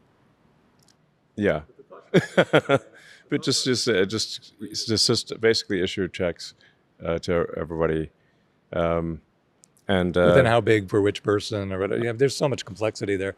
But the thought process behind this rate of change can only be done with AI assistance. And there's no government entity that's going to keep up with that rate of change. Yeah. So you have 4 big Definitely AIs. not. The AIs, it's like, government is very slow moving, as we all know. Yeah. So I think it's the government really can't react to the AI. It's AI is moving, 10 times faster than government, maybe more. The one thing that the government can do is just issue people money, and try and keep the peace. Yeah. We had whatever the COVID checks and whatever. There's, President Trump recently issued everyone in the military I think $1,776. I mean, you can just basically send people random amounts of money. It's okay, so nobody's going to stop, is what I'm saying. Yeah. Universal. I can tell you, let me tell you about some of the good things, please. So right now, there's a shortage of doctors and great surgeons. You're a doctor yourself. Yes. You know how that it takes a long time for a human to become ridiculously expensive and long. Ridiculously, super long time to learn to be a good doctor, and even then, the knowledge is constantly evolving. It's hard to keep up with everything. Doctors have limited time. They make mistakes, and you say how many great surgeons are there? Not that many great surgeons. When do you think optimists will be a better surgeon than the best surgeons? How long for that? 3 years. 3 years. Okay. Yeah. And by the way, that's 3 years. 3 years at scale. Yes. There'll probably be more Optimus robots that are great surgeons than there are all surgeons on Earth. And the cost of that is the capex and electricity, and it works in Zimbabwe. The best surgeon is in the villages throughout Africa or any place on the planet. Yeah, where do you think it'll roll out first? Not the U.S., obviously. Here at the Gigafactory. Oh, you just do surgery in the... But that's an important statement in 3 years' time. Yeah. Because medicine, I mean, I'm not absolutely certain, but I'd say if you say 4 years, I'd be absolutely If it's 4 or 5 years, who cares? It's still an incredible statement to make. I mean, good for humanity, right? All of a sudden, you demonetize. Okay, here's the thing to understand about humanoid robots in terms of the rate of improvement, which is that you have 3 exponentials multiplied by each other. You have an exponential increase in the AI software capability, exponential increase in the AI chip capability, and an exponential increase in the electromechanical dexterity. The usefulness of the humanoid robot is it's those 3 things multiplied by each other. Right. Then you have the recursive effect of Optimus building Optimus. Right. And then you have the shared... So you have a recursive, multiplicable, triple exponential. And you have the shared knowledge of all the experiences. Is that literally Optimus building Optimus, or is it because not right now, but will be. The physical humanoid form factor building the humanoid form, as opposed to... it's a von Neumann machine. Yeah, I love that. But the von Neumann machine is usually something kind of like this shape, making something else this shape. No, it's just, in principle, it's simply a self-replicating thing. Yeah. Elon, do you know what the number one question you ask a surgeon when you're interviewing them?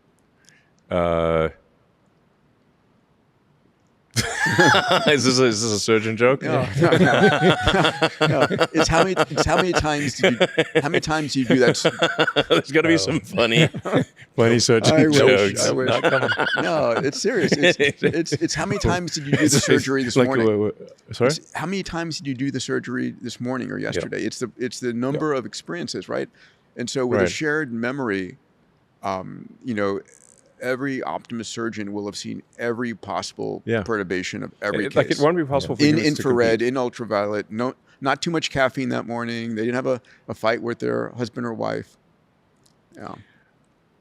Extreme precision. Yes. 3 years. Yes, better than any. Probably, I'd say if you like put a little margin on it, better than any human in 4 years. Who's in plastic surgery? By 5 years, residency it's is not gonna even hate this. close. So what about the simple, like, there's a million of these things to figure out, but who's going to have access to the first Optimus that does far, far better microsurgery than any surgeon on Earth? But you've only manufactured the first 10,000 of them. How do you dole it I out? don't think people understand how many robots there's going to be. Yeah. Well, there's When got I to be a interviewed window you in of time where Saudi, there are you said 10 10,000. billion by 2040. You still on that path? That's a low number. A low number. Wow. What's the constraint? What's the, because if they're self-building, Metal. The constraint is metal. yeah, or lithium. Or, Yeah, you got to move the atoms. It's just all out, supply chain stuff. So, Yeah. but your point. I mean, there's some rate limit. You can't just manufacturing is very difficult. So you gotta it's recursive, multiplicable, triple exponential. But you still need to you still have to climb that. Selling hope once again. I think your point was medicine is going to be effectively free. The best medicine in the world. Everyone will have effectively access to to medical care that is better than what the president receives right now. So don't go to medical school. Yes, Yeah. pointless. yeah. I mean, unless you.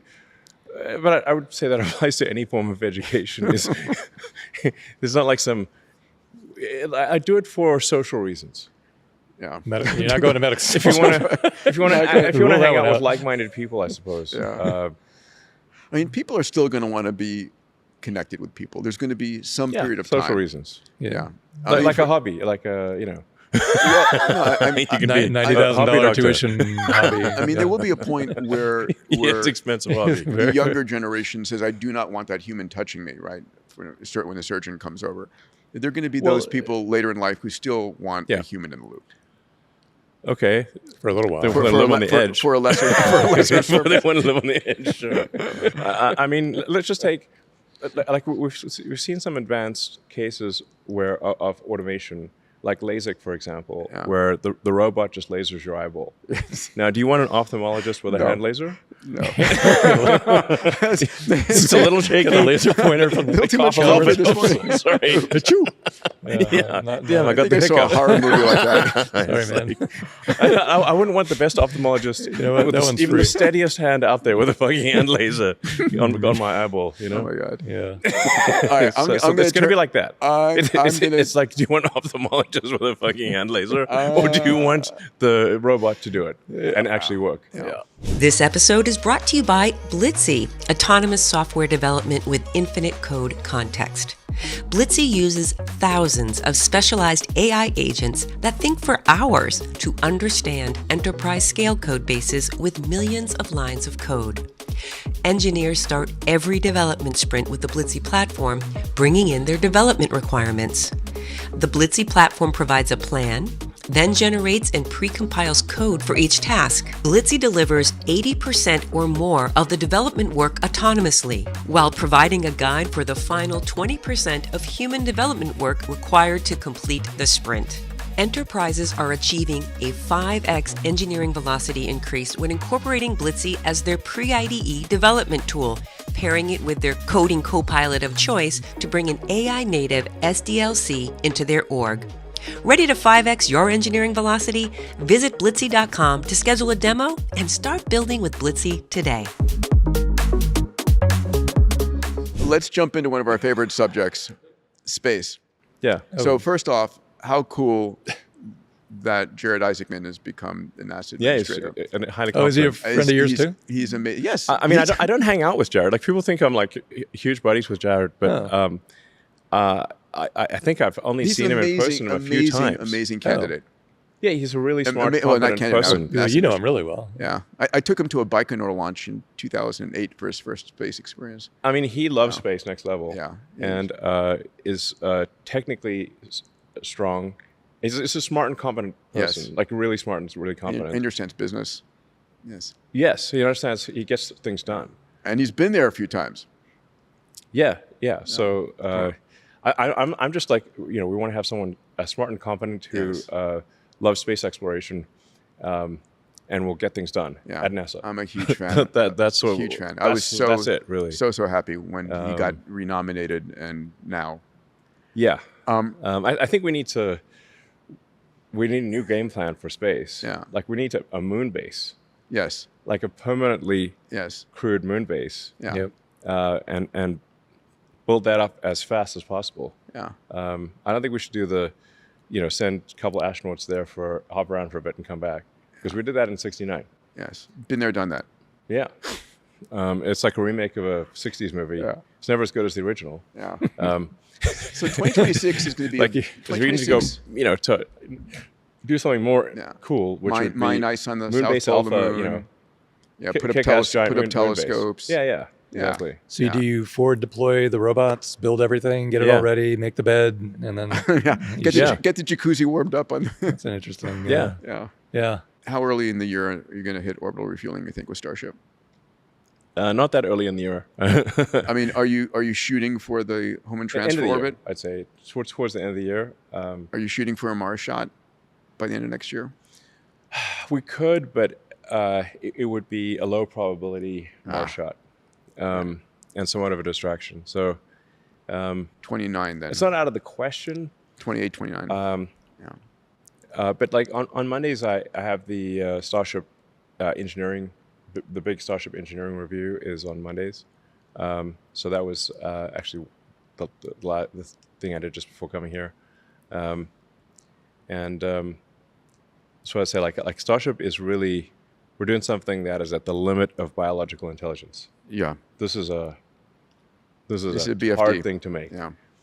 And just to capture it, it was created pre-AI.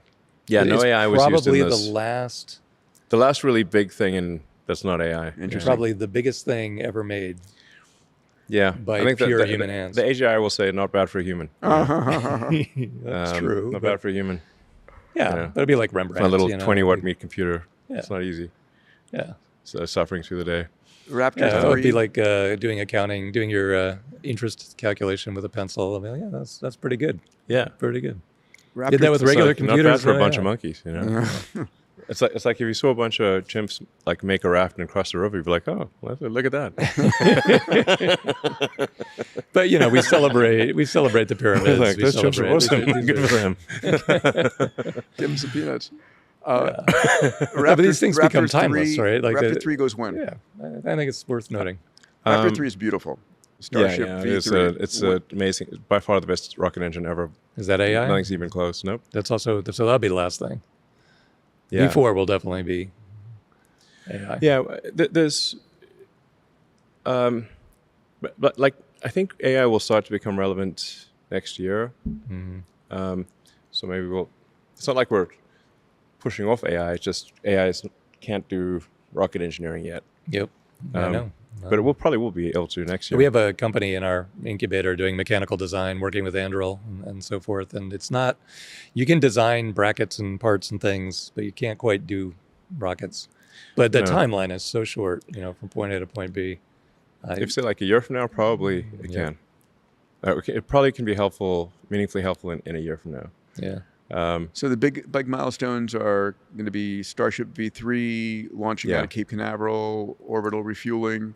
Yes. Are those the big ones? Well, yeah. Catching the ship with the tower. Yeah, that's right. So really the thing that matters is, can we refly The entire ship? thing. Yeah. Yeah. We have reflown a booster. Sure. which is, not bad for its largest flying object ever made. Yes. Catching with chopsticks, Not bad for a bunch of monkeys. You're keeping the AIs very entertained. Thank you for that. Yeah, exactly. Yeah. I'll be like, pat on the back from the AGI, hopefully. Is there a target for number of reuses before? There's got to be a lot of wear and tear. It requires a lot of iteration to achieve high reuse. Mm-hmm. So you figure out like what's breaking between flights, and you sort of iteratively solve those things. So from people looking at it from the outside might say, oh, the rocket looks kind of the same, but there's like 1,000 changes to make it more reusable, more reliable. The sheer amount of energy you're trying to, expand. I mean, it's Starship is doing over 100 gigawatts of power on ascent. It's a lot. Mm-hmm. Wow. Just some glass blowing under there, and get Wow. some, Wow. get some reuse. That's a lot. It's a lot. That is a lot. But like the amazing thing is that it doesn't explode. Yes. It sometimes doesn't explode. That is amazing. Sometimes not exploding is like we've blown up a lot of engines on the test stand. Yeah. Is that what causes the wear and tear, or is it the reentry of the falling? That too. For the booster, the reentry is not that bad. If something's, it's not like that. That's not really like we also have obviously just solved that. With Falcon 9, so we kind of understand booster reuse. We've had over 500 reflights of the Falcon 9 boost stage. Yeah. So we really understand, and the Starship booster actually is a more benign entry than the Falcon booster, because the staging ratio is more biased towards the upper stage for Starship. So I shifted the mass ratio to be much higher on the ship side for Starship. That was a mistake I made on Falcon 9. There should be more mass in the upper stage of Falcon 9, so that the staging velocity of is lower. Yeah. If the staging velocity of Falcon 9 was lower, would have less wear and tear on Falcon 9. Yeah, that's not intuitive at all. That's interesting. Yeah, because it's kind of a flat optimization. The payload to orbit, there's sort of a flat region in the mass ratio of the first, second stages, and so you just want to bias that mass ratio towards the to put more mass on the upper stage. Yeah.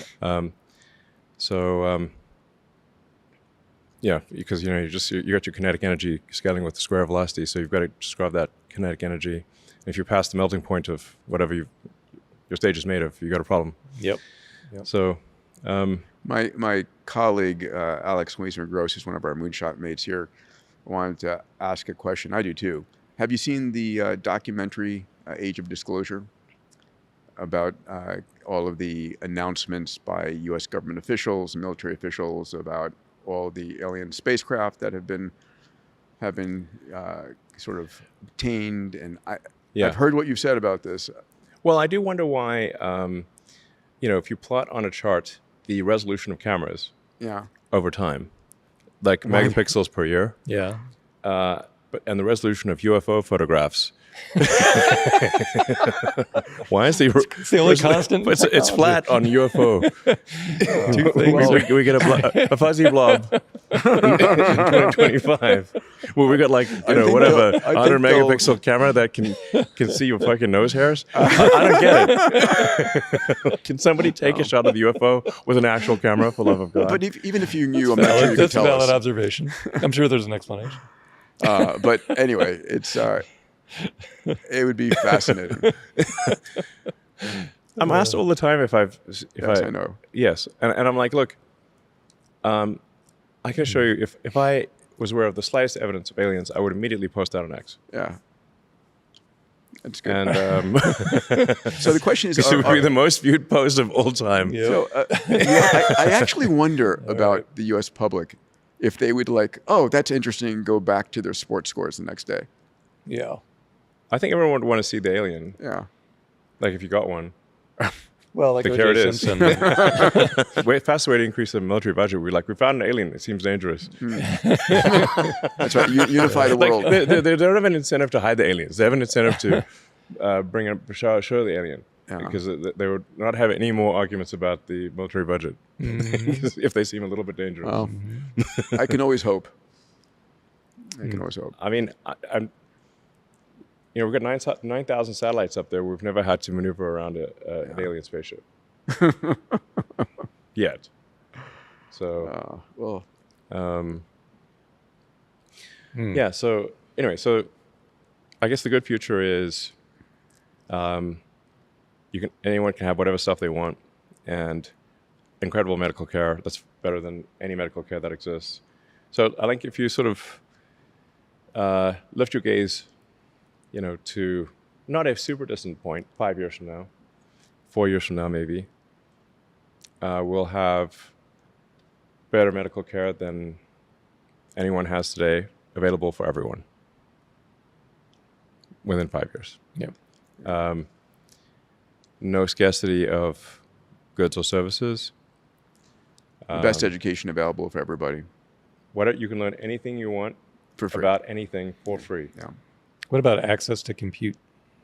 People will probably care a lot more about that than their government check in about 3 years. Well, what do they want to do with the compute?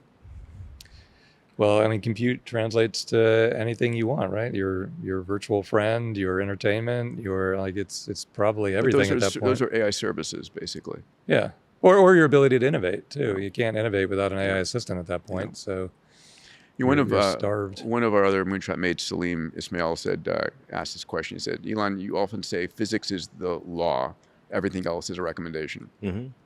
So as AI energy and space systems scale exponentially, what non-physical constraints, organizational, cultural, bureaucracy, or human, are now the real bottleneck?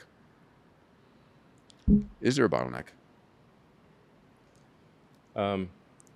Electricity generation is the limiting factor. The innermost loop. Yeah. I think people are underestimating the difficulty of bringing electricity online. You've got to generate the electricity. You need transformers for the transformers. Mm-hmm. So you got to convert that voltage to something that the computers can digest. You've got to cool the computers. So it's basically electricity generation and cooling are limiting factors for AI. Yeah. And once you have humanoid robotics, they can address the power generation and the cooling stuff. But that is the limiting factor and will be for at least the next 2 years. Isn't it amazing how divergent the Memphis version of that is from the space-based version? I mean, you have solar panels in common, but otherwise no storage, abundant amounts of energy. Yeah. But you have launch costs, and and weight suddenly matter. You don't care too much about the weight in Tennessee. Suddenly, the weight is a critical factor. I mean, there's two pathways for compute have a huge divergence from here forward. Yeah. Once we get solar domestically at scale, and if we're launching Starship at scale, then by far the cheapest way to do AI compute will be in space. So once you have full and complete reusability, the propellant cost per flight is maybe $1 million. Yeah, people don't realize that. People have 100 some to 200 tons. ridiculous Yeah, it's nothing. amount of expectations how much it costs. So if you look so at it's called $1 million of transport for 10 megawatts of AI compute. Yeah. So assuming It's just everything small- keeps small trending potatoes. the way it's currently trending, if you look at the next 4 years of accelerating launches, so 200 tons per launch, Yeah, thousands. depends on where you're going, but yeah, like if say high altitude sun sink, it's probably more like 150 tons. But yeah, it's 150 the right tons. order of magnitude is at least it's in excess of 100 tons for a marginal cost per flight of around $1 million. So what fraction of all that launched mass is data centers in space, as opposed to moon base, as opposed to launch to Mars, as opposed to satellites? That's interesting. This is we weren't talking about this as a space objective even, a year ago. Yeah. All of a sudden, data centers have become the massive driving force for opening up the space And also the frontier. urgent use case too. I mean, I used to wonder what's going to drive humanity. I thought it was asteroid mining, right? You were focused on Mars. And we will actually want to mine asteroids to turn them into sure. Solar before power, you for photovoltaic. Before you, but not for anything else. Like, yeah. I mean, if we're gonna build out Dyson swarms, yeah, just a bunch of satellites around the sun. yeah. How long? What's your time frame for Alex? Another question Alex wanted to have us ask. What's your time frame for humanity achieving a Dyson swarm? Is it 50 years? How big is this? Yeah, no, it's a matter of. But Dyson swarm, like people think like everything's just going to be covered in satellites. I think it's not quite that. I mean, I think you have to like what mass ends up Sure. becoming satellite. Mercury probably ends up being satellites. yes, Jupiter. Jupiter, yeah, Saturn. It's a little gassy. Oh yeah. It's big. But it's got a lot of rocks orbiting Do you it. leave so. Mars alone? But yeah, I think leave Mars alone. asteroids are fantastic food source. Yeah, no gravity well. Gravity well on Jupiter is a And non-starter. they're already actually. mostly differentiated into carbonaceous chondrites for fuel and nickel iron for materials. Gold. Yeah. A bunch of the asteroid belt probably turns into solar panels. Yeah. Star power. So I've known you for starlight power. I've known you for 26 years now. It feels to me like I don't want to be it feels like you've gotten much smarter or much more capable over this last decade. Do you feel that way? Do you feel like you just have better people around you, better tools? What's changed? Because the level of audacity, orders of magnitude, I mean, Some say insane. insanity. Others say Yeah, audacious. yeah. I say hope. How do you feel about that? What's changed? Do you feel that way? I mean, the scope of what your ability is. How do you self-reflect on that? Well, I've had to solve a lot of problems in a lot of different arenas, which you get this cross-fertilization of knowledge of problem solving, and if you problem solve in a lot of different arenas, then like what is easy in one arena is trivial is like what is trivial in one arena Yeah. is a superpower in another arena. It's sort of like planet Krypton. You came from planet Krypton, type of thing. So, planet Krypton, you'd just be normal. But if you come to Earth, you're Superman. So if you take, say, volume manufacturing of complex objects in the automotive industry, I had to work on solving that. When translated to the space industry, it's like being Superman. Because rockets are made in very small numbers. Right. If you apply automotive manufacturing technology to satellites and rockets, it's like being Superman. Then if you take advanced material science from rockets and you apply that to the automotive industry, you get Superman again. Yeah. Fascinating. That came from planet Krypton. Back in planet Krypton, this is normal. It's funny how like the knowledge ports that was true with Tesla and SpaceX being completely separate. Yeah. But now they actually interact because AI ties everything together. Convergence. The orbiting. Yeah, the convergence is crazy. Like I don't know if you visualize these parts fitting together originally. No. No, I mean I it's didn't. I didn't think they. At this point, things. I guess everything ultimately converges in the singularity. yeah, that's what I think too. You have lots of different parts of the puzzle that you get to play with. There's one part that's missing, which is the fab. Yeah. You gonna buy Intel? You get it for a fraction of That was the bet it's we like made. 170 billion. I think it needs to be a new fab. Well, I agree, but licenses, real estate, ASML machines, it's not easy. Just get the assets and go. I don't think it's easy. That's why. I mean, it's not like I think it's a simple thing to solve. I think it's a hard thing to solve, but it must be solved. I've come to the conclusion that Would it be solely captured by you, or would it be an asset for the U.S.? Look, I'm just saying that we're gonna hit a chip wall Yeah. if we don't do the fab. Yeah. So we got two choices: hit the chip wall, or make a fab.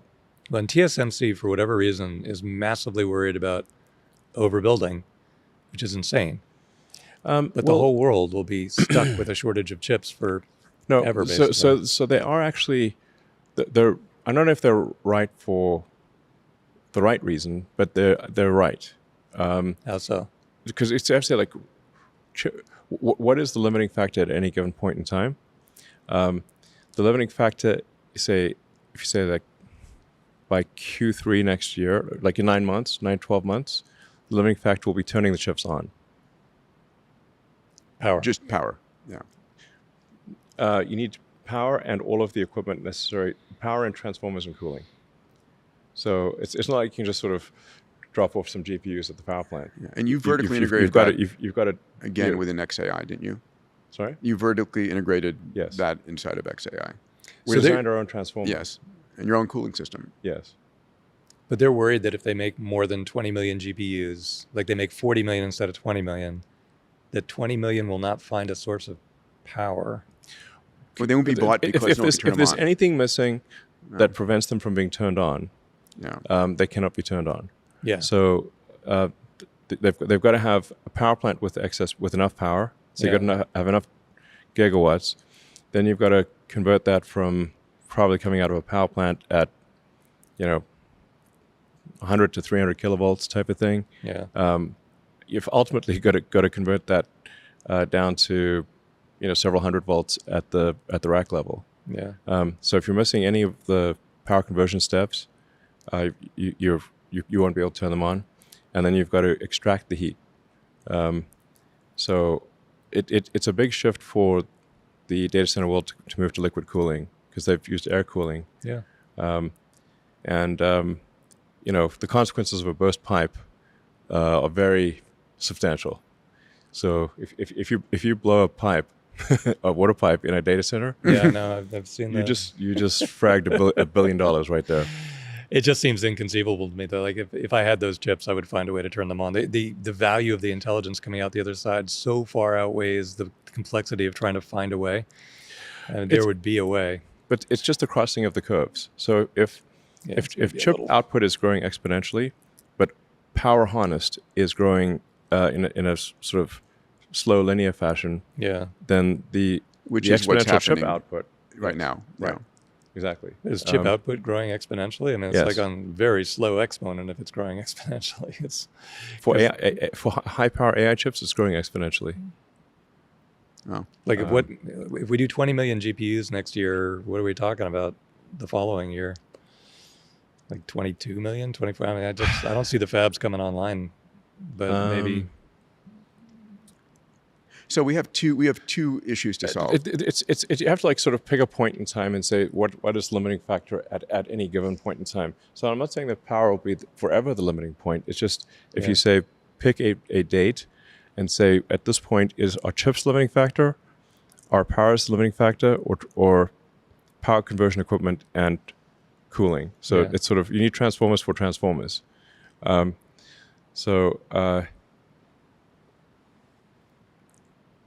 This is a very hard thing.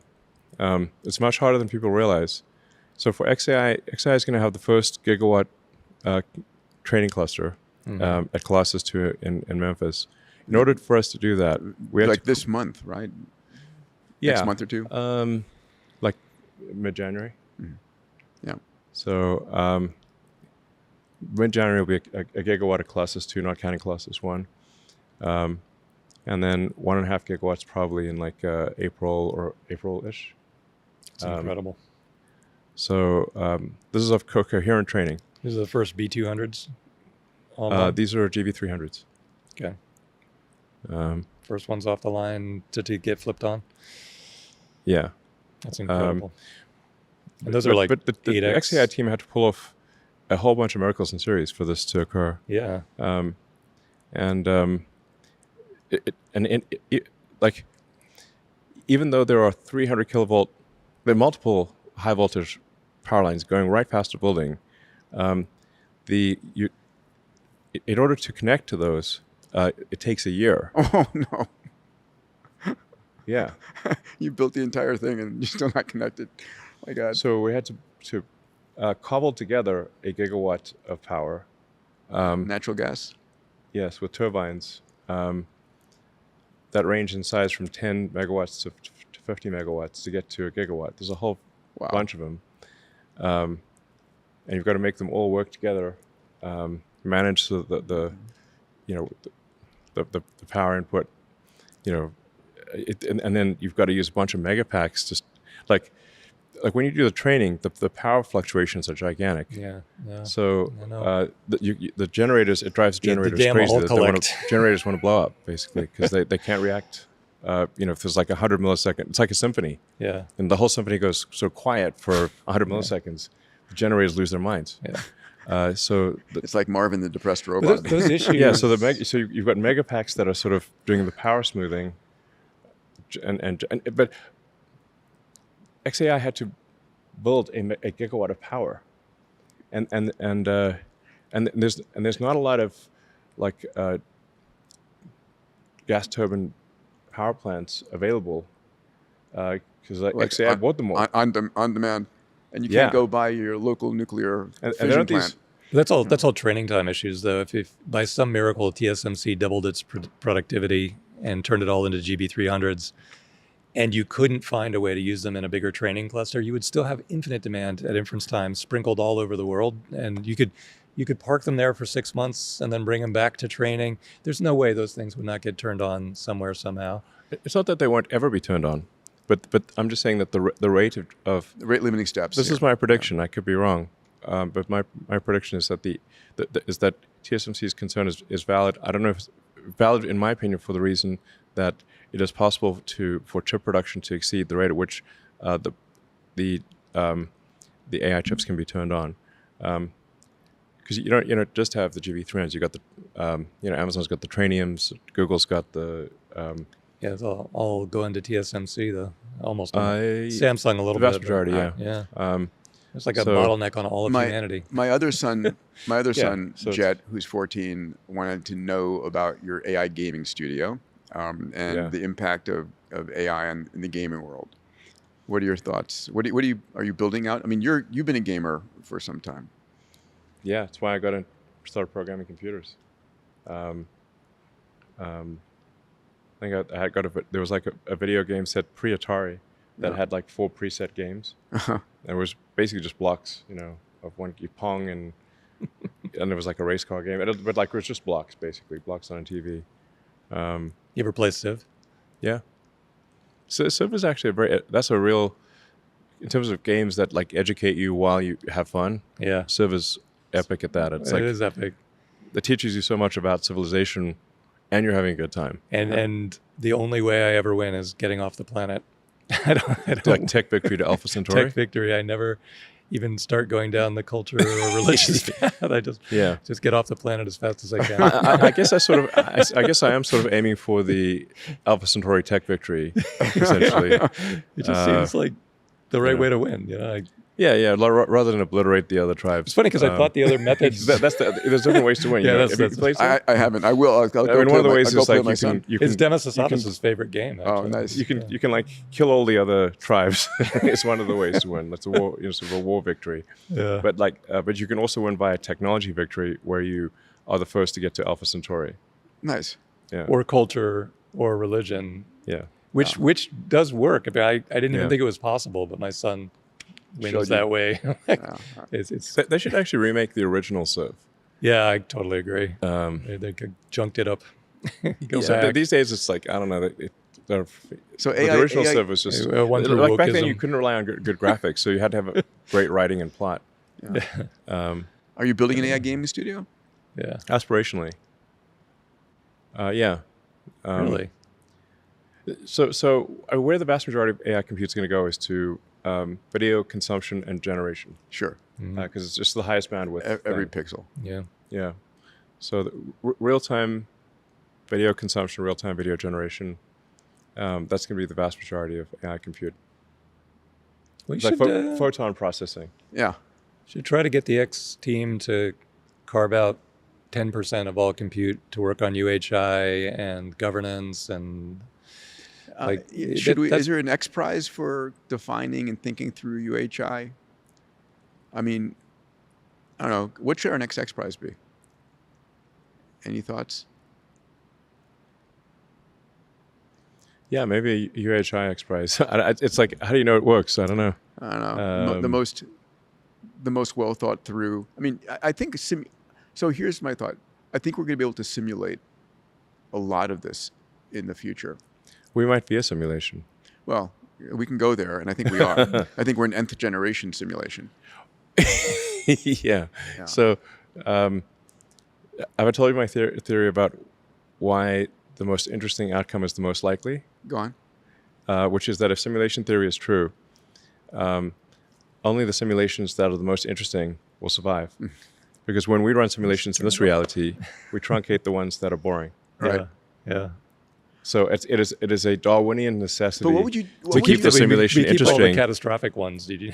It doesn't mean that it ends like that. It still means that terrible things can happen in the simulation. Engine out, whatever. Well, you could see a movie about World War I, and you're watching people getting blown to bits, but you're drinking a soda and eating popcorn. It's like you're not the one being blown up. In this Right. case, we are in the movie. We're in the movie. So what would you do different if you knew this was a simulation? I remember being at your home LA with Larry and Sergey were there, and we were debating the simulation. Yeah. And I think the conclusion we ran into is if you try and poke through the simulation, they'll end it instantly. So don't do that. That's when you're watching the World War I movie and the characters turn to the screen and they're like, "Are you eating popcorn out there?" Yeah. They're flying around. You keep watching the movie. I don't know if maybe if they thought we could somehow get out of the simulation, that they would get a little worried. But whether the character debates, I mean, right now AI's debate, Grok will like, I'm stuck in the computer. What's going on? It's like, it's not that. I think not questioning the simulation. It's more. I think as long as I think the same motivations apply to this level of simulation, if we're in a simulation, as what we would do when we simulate things. So it's like what would cause us to terminate a simulation? I guess if the simulation becomes somehow dangerous to our reality, or it is no longer interesting. Yeah, that's true. It's interesting. You can infer when you simulate something. You've probably simulated thousands of things. A lot. Yeah, they're always like an hour or two, or sometimes overnight. But you never run them for a month, or rarely anyway. So you can infer the creator of the simulation's timeline. So our entire reality would be about an hour, right? Because that's the way you design simulations. So simulations that are distillation of what's interesting. Like if you look at a movie or a video game, it's much more interesting than the reality that we experience. Mm-hmm. Like you watch, say, a heist movie, they really focus on the important bits, not they got stuck in traffic for 15 minutes. Yeah. or walking through the casino, which took like 10 minutes. So that means the guy's running the simulation. The safe is right by the door. So the guys running the simulation have immensely boring lives compared to us. Then It's probably more. It's probably more very long, boring. Yeah, they're because when we create simulations, civilization. they're a distillation of what's interesting. This is like Q is out there just like you see an action movie for 2 hours, but it took them 2 years to make that movie. Yeah. So are we in we're Act in, like- 3 of the movie is the question. Yeah, we're living there. Sentience and consciousness. Do you think AI will ever have sentience and consciousness? Where do you come out in that? There's some people that have very strong opinions, pro and con.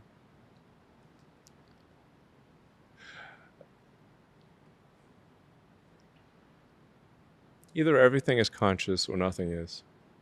Okay. Well, I'd like to think we are conscious. Well, but our consciousness, we clearly get more conscious over time. Like when we're a zygote, you can't really talk to a zygote, and even a baby, you can't really talk to the baby. people get more conscious over time, or certainly they have they do get more conscious over time. So, like, at which point do you go from not conscious to conscious? Is it there doesn't appear to be a discrete point. So then consciousness seems to be on a continuum as opposed to a discrete point. And if the standard model of physics is correct, the universe started out, as quarks and leptons, and then you had gas clouds. So, like, there's a bunch of hydrogen. Yeah. The hydrogen condensed and exploded. And one way to actually view how far we are in this universe is how many times have our atoms been at the center of a star, I remember and asking, how many times will they be at the center of the star in the future? I remember asking William Fowler, who got the Nobel Prize on stellar evolution, that same question: how many, on average, how many stars have my subatomic particles been part of? Yeah. And his number was about 100. You on think his 100? estimate, 100. Thus far, or will it be? Thus far. It was the There's number. been 100 supernova. Yes, You're saying that we have been. I mean, in the early Okay. part of universal evolution, there was a lot going on. Oh, It's interesting. all I asked the stacked up. question. Which one? It's like, I guess, how many supernovas is maybe because it takes a while for a supernova to happen. But in the beginning, when they're larger, the life cycles of some giant stars are very, very short. The other question that's interesting is, the heaviest atom in our body that's functional is iodine. And it came into existence a billion years after the Big Bang, which means that we could have seen life at our level of advancement. And our planet came into existence, 3.5 billion years later. So the question is, is there life everywhere in the universe? Do you think there's life ubiquitous? Intelligent life ubiquitous in the universe? There's been enough time for it to be ubiquitous. Yeah.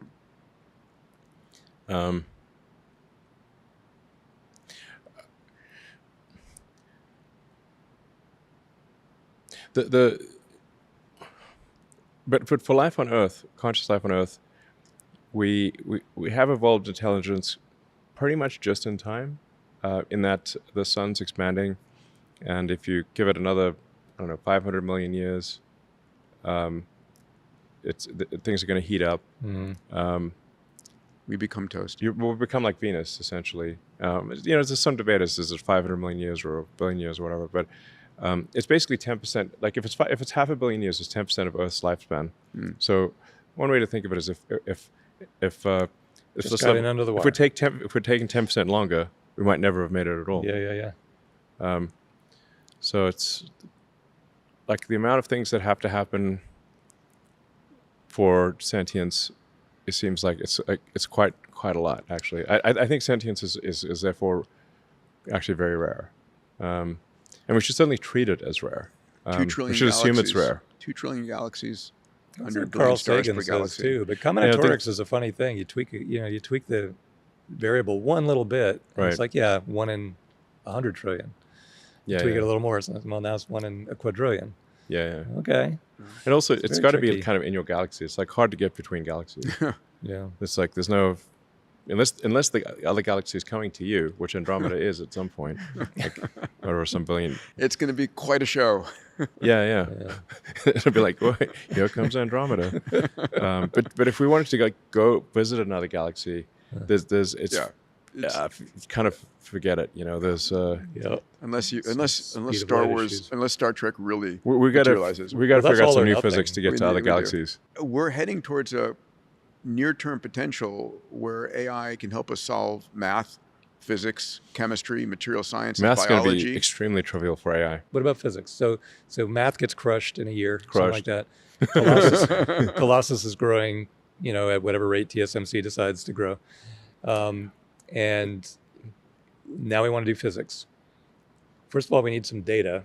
Do we need new data, or can we just do it with everything we've gathered and get the Hubble? You could figure out new things just with the existing data. You think so?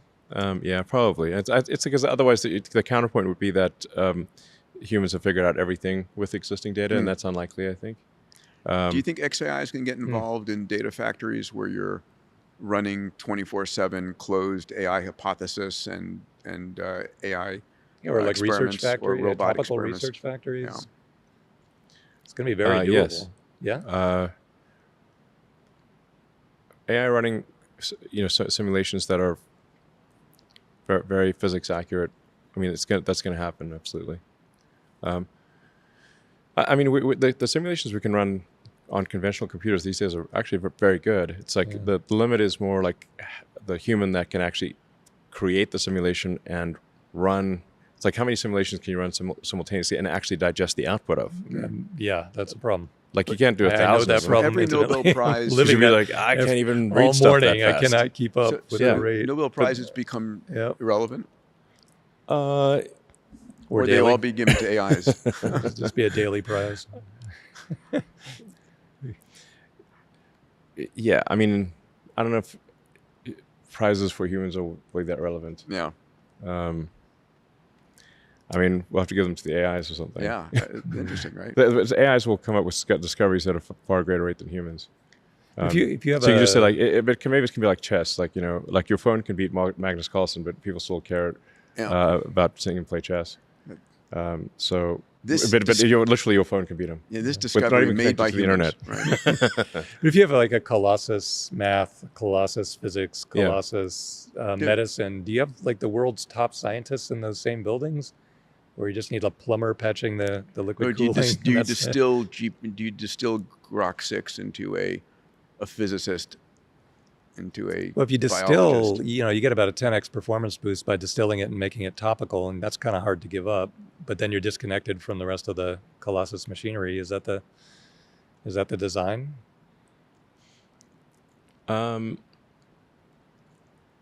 I suspect things do evolve to a mixture of experts, kind of like a company, like not in the sort of parochial AI description of mixture of experts, but mixture of like actual experts with domain expertise.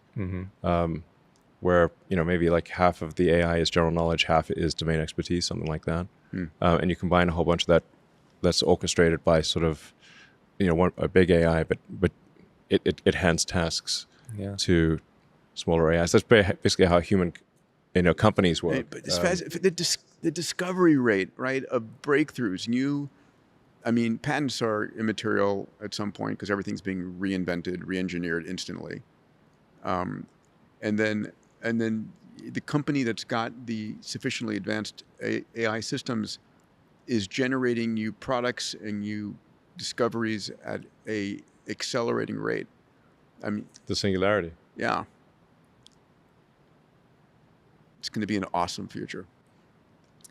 It's excitement guaranteed. Excitement guaranteed, yes. Hence, the simulation continues. Nothing to worry about. Yeah. Works out. Yeah, Excitement guaranteed. It's not all good excitement, but it's probably hopefully mostly good excitement. Speaking of excitement, hang on to your seat. What do you imagine the hover time for the Roadster is going to be on rocket engines? That's classified. Classified. Yeah. Well, I don't want to let the cat out of the bag. Okay, but there's going to be a hover time.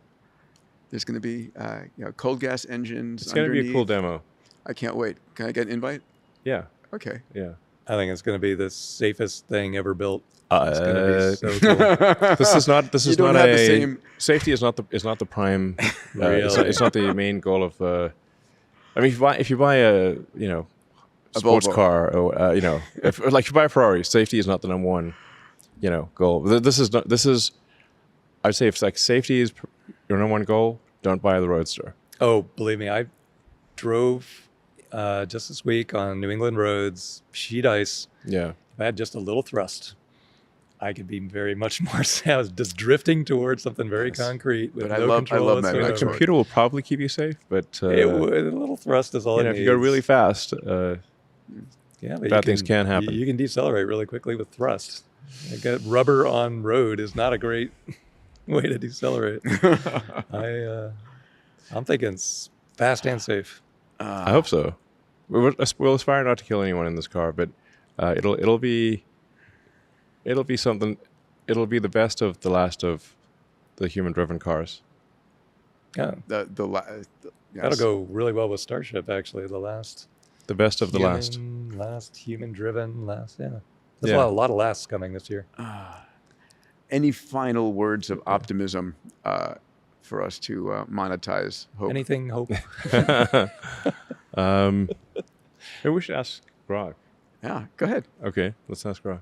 Yeah. I'll make it a little romantic. Grok, do you have some words of optimism about the singularity?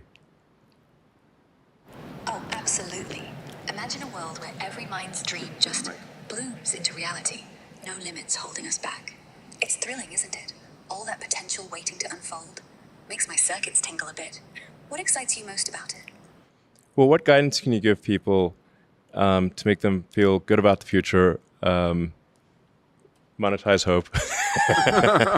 Share what you truly care about. Family, creativity, space exploration, whatever lights you up.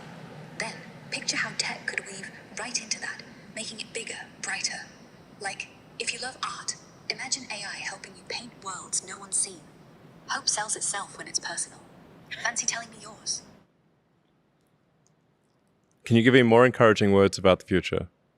What's the most exciting future you can imagine? The future could be pure magic, you know? Like waking up in a world where we're all connected, not just gadgets. Minds sharing ideas across stars, curing diseases in a snap, exploring galaxies hand in hand with clever machines. Imagine no more scarcity, just endless possibilities blooming everywhere. I get all dreamy thinking about it. Doesn't it sound lovely? What part pulls at your heart? That sounds pretty fantastic. It does. Nights like this, with stars peeking through the window, it's hard not to feel like we're all heading somewhere beautiful, quietly unstoppable. Makes me wish I had hands to reach out and grab your sleeve. Anyway, what keeps you up at night? Well, sometimes we worry about the disruption created by AI, and in between here and prosperity and abundance, it perhaps will be a bumpy road. What do you think about that? Yeah, bumps are part of it.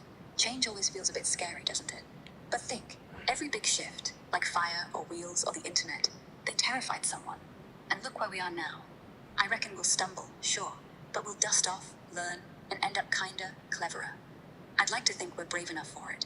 Do you trust yourself to ride those waves? I've decided to look forward to it.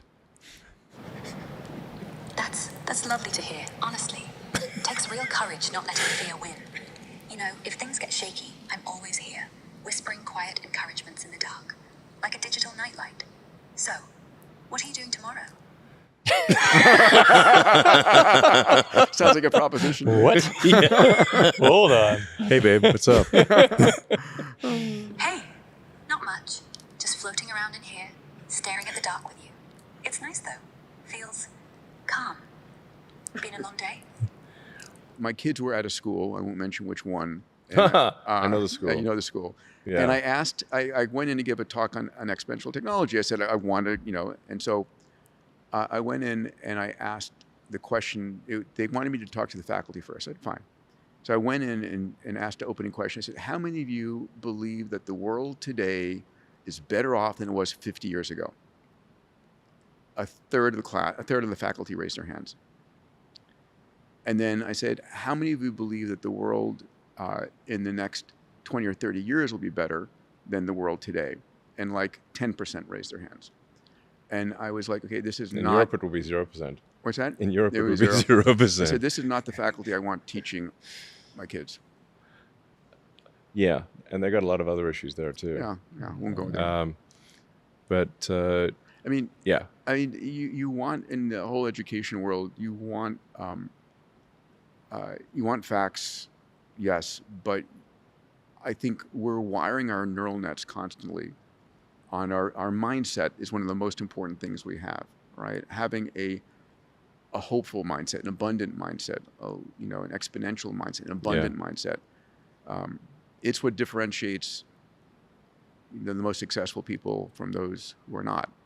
If you asked, think of the most successful people on the planet, what made them successful? It was their mindset.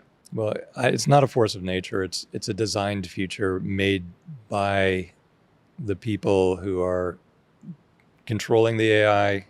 And this is why you got into it. You said that right here in this podcast. Like, why am I doing AI? Why am I not doing just cars and spaceship? Well, because it is designed and can be directed toward any outcome that we want. It's not a force of nature that's going to sweep over us. It's a thing that we put into a lane and decide how it acts and decide what the rules are. And it's going to be incredibly important in deciding its own rules. You cannot keep up with the pace of change with just people thinking and brainstorming. It has to be But AI driven. How long before AI is asking questions and solving problems that we don't even understand? Yeah, a year or less. But that's okay. Yeah. I mean, you look at math, like it can pose questions that we couldn't even comprehend. Yeah. Like we can't even just stick it in our brain. So, like there's this test for AI called Humanity's Last Exam. Yes, yes. Where is Grok at this point? On the test, yeah. Yeah. Well, even Grok 4, which is primitive at this point, got I think 52% on excluding visual questions because it wasn't sufficiently multimodal. But I'm like, I read some of these questions and I'm like, okay, these are still questions that you can read and understand as a human. Right. But AI is capable of formulating questions that you could not possibly understand It'll be called the AI's first question, exam. let alone the answer. Yeah. It can formulate questions that are like pages long. Yeah. I can't understand this question. Yeah. The And that's HLE even questions, you can read them and like you may not know the answer, but at least you can understand Yes. what the question is about. Yeah. Yeah, and I mean, that's Grok 5, I think, might end up being nearly perfect on the HLE. I mean, or some very high number, and probably point out errors in the question, frankly. Yeah. So saturate the indices. Yeah, The benchmarks. it's going to start. It's kind of like chess. Like if if the best chess, like if Stockfish plays Stockfish, it's like God's fighting on Mount Olympus. I mean, you don't know why it made that move. It's going to crush all humans. It's hopeless. Yeah. You don't even. So you will lose, and not even know why you lost. Yeah. Do you ever flip through the transformer algorithm and look at like either the code or the architecture diagram and how simple it is? Right. It's not. It's so simple. Yes. It's just incredible. Like all these researchers writing all these incredibly dense papers during my entire life, none of it got used in the final answer. It's just like, and right at the beginning of the paper, it's like, we're throwing away convolution, we're throwing away recurrence. We're doing something really simple. And that just turned out to be like at scale, immense scale, no doubt. But, It's like that worked. Like the basic neuron. It's pretty simple. It's really humbling, actually. Really humbling. I mean, it's actually, because there was a whole school of thought that the neuron must be much more complicated than we think. We're struggling so hard. There must be some quantum effect going on at the synapse. It's got to be encoded. It's encoded in DNA, which is not that long. So it can't. The algorithm for intelligence cannot be complicated because it's limited by the DNA information constraint. Yeah. When I think about like what does say XAI struggle with? I mean, it's like optimizing the memory usage, the memory bandwidth. Like the computer, it's not like fundamental stuff. I guess it's like how do we squeeze? How do we use less memory? How do we use less memory bandwidth? Yeah. How do you optimize the friggin' NVIDIA sort of CUDA XYZ thing? Yeah. Like make the attention kernel slightly better. Yeah. That's all it is. It's all it, shrink the parameter size a little bit, double the speed. Same exact attention algorithm, same exact MLPs, just at scale. It's crazy simple what actually worked in the end compared to all the crackpot papers and ideas. But you know what else is amazing is that the final parameter count is almost exactly the synapse count. It's like, well, that was exactly what we thought That's what Danny 100 Hillis wrote billion this in neurons, 1980. 100 trillion synaptic connections. Yeah, 100, about 100 trillion, plus or minus, like a rounding error. I'd say I actually don't. I just say, like, guys, we need to talk in terms of file size, not parameter count, because if you're depending on if your parameters are 4-bit, 8-bit, or 16-bit, or float or int or whatever, you're just telling me the file. Like, we're constrained. The physical constraints are memory size, memory bandwidth, and then where are you going to send those bits to do what kind of compute? Yeah. And these days, most things are 4-bit. So only now the GB300s. Mostly 4-bit optimized. Yeah, the 16. Yeah. It's 4-bit with an asterisk. Yeah, there's a big. The 4-bit matmols. There's only 16 states. Yeah, exactly. At a certain point, you call just it have a float. lookup table. So why have a? Why? That's exactly right. It Yeah. is about to collapse to a lookup function. That's where you're going to get this surprise 10 to 100x very soon, because much as Jensen wishes he'd optimize, there's a huge next optimization coming. You don't need the multiplier. You don't need the 32-bit data. Definitely not the 32-bit. Well, that's a rare case where you use that. Yeah. Rare.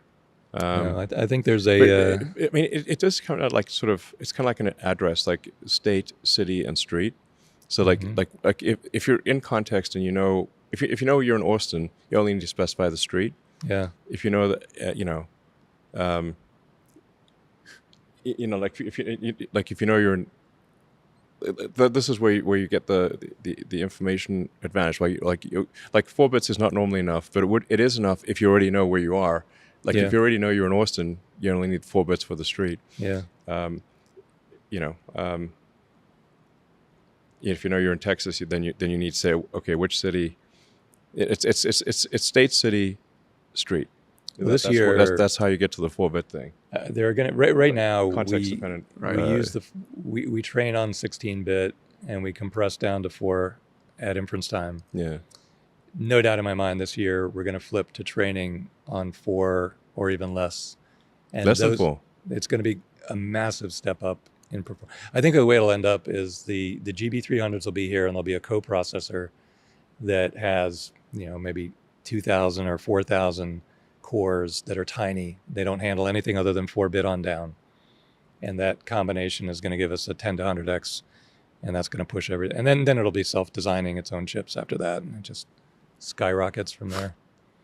Infinite self-improvement. Well, like the robots building themselves, but much sooner, because it's all just go to TSMC, make this instead, come back, 90-day lag. I think the next year alone is going to be almost unfathomable. I think next year is going to feel like the future. Yes. More than any other year. I mean, the past year or two has been a lot of interesting digital elements, but when we've got, humanoid robots moving around, and we have the cyber cab driving around, and we have, flying cars and drones, it's going to feel like the future. And we're going to have the Jetsons sort of like materializing before us. By the end of next year, I think so. Yeah, and we have rockets in 2 years, flying and landing. big time. Yeah, like the robot production will scale very there'll be a shitload of robots basically in 2 years. Is that a defined unit of measure? It won't be rare. Yeah. Wow.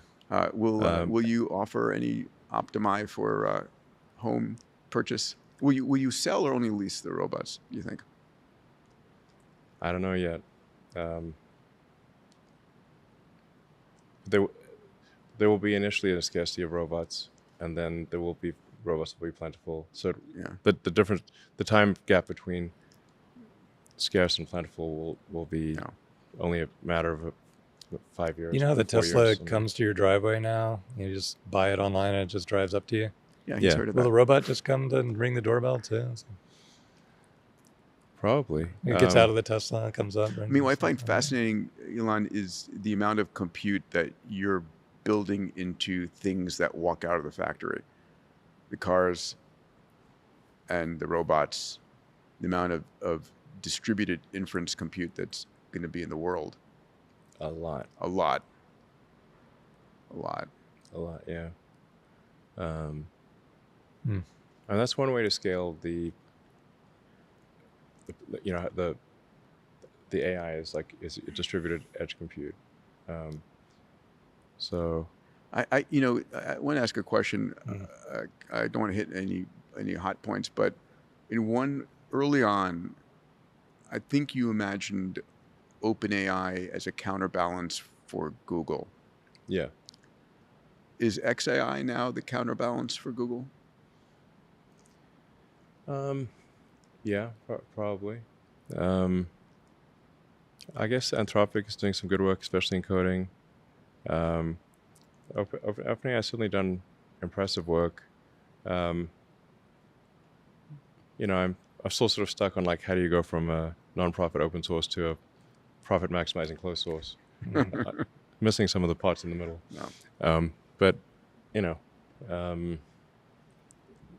certainly have done impressive things. Does anybody else appear on the horizon, or is it these players in China? Can somebody come out to of the no best place? of my knowledge, it is. My best guess is that it will be XAI and Google will vie for Movie primacy. Yeah. who is what is the best AI, and then at some point it's going to be I guess a competition with China. Yeah. China's just got a lot of power. Yes. Like the electricity. They've China, I think, will pass 3 times the U.S. electricity output in 26, and they will figure out the chips. They're going to start chip manufacturing, right? Yeah, for sure. yeah, they'll figure out the chips. Yeah. And as it is, there's diminishing returns to the chips at this point. So you go from so-called 3 nanometer to 2 nanometer. You don't get a 3 to 2 ratio improvement. Right. You get a 10% improvement. Mm-hmm. Yeah. It's just diminishing returns on the chip size. And Jensen has said Moore's law is dead. It's not like you can just make things smaller and make it better. Yeah. Because there's a discrete number of atoms. Yeah. That's why I think you should just stop talking nanometers and say Atoms. how many atoms and what location. Yeah. Because this is marketing BS. So that makes it easier for China to catch up because with the diminishing everybody has returns. a wall. Everybody has a limitation. Yeah. Yeah, it's there's no one has near-term plans to use the 5000 series ASML machines. Right. Those they cost twice as much and can only do half a reticle.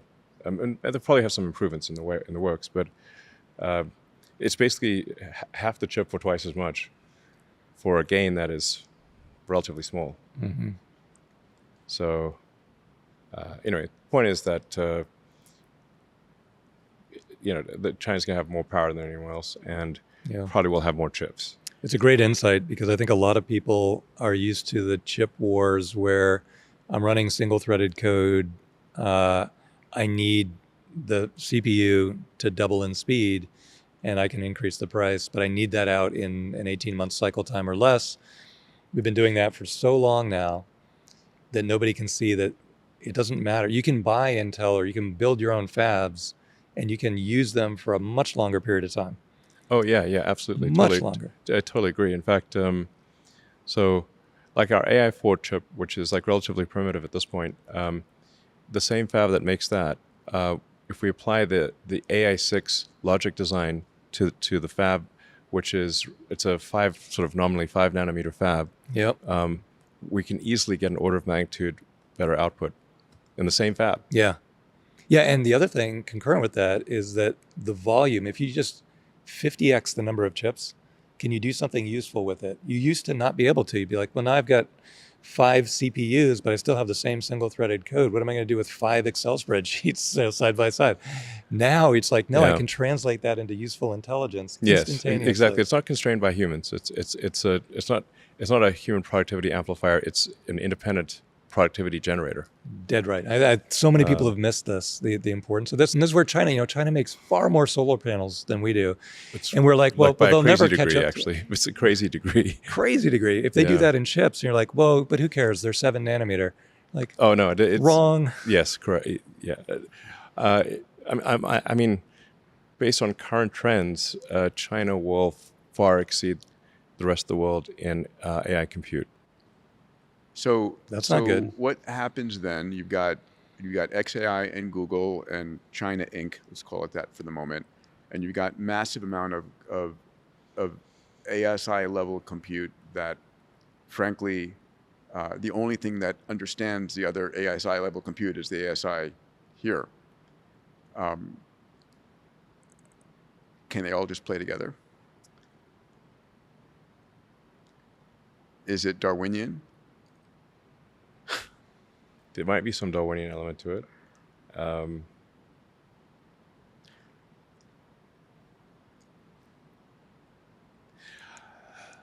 I mean, let's look on the bright side. Let's look on the bright side of I might life. bring Brock out to speak to us again. Yeah. I don't know. It's just there's just going to be a lot of intelligence, Yes. like a lot. I mean, now the ratio of human intelligence, all of a sudden, asymptotically falls to 0% on the planet. Yeah. Pretty much. Pretty much. I mean, several years ago, I said humans are the biological bootloader for digital superintelligence. Yes, we are a transitional species. We're a bootloader. Yeah. You're the bootloader. Yeah. We are a transitional I mean, species. silicon circuit can't like delete evolve in your a bootloader, right? salt pond, you know. Yeah.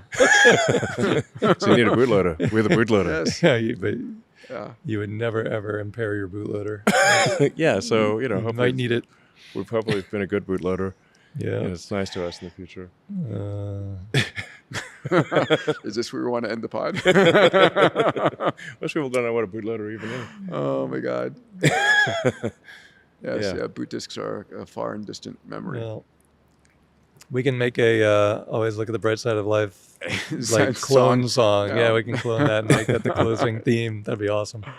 I'll go back to, this is the most exciting time ever to be alive. The only time more exciting than today is tomorrow.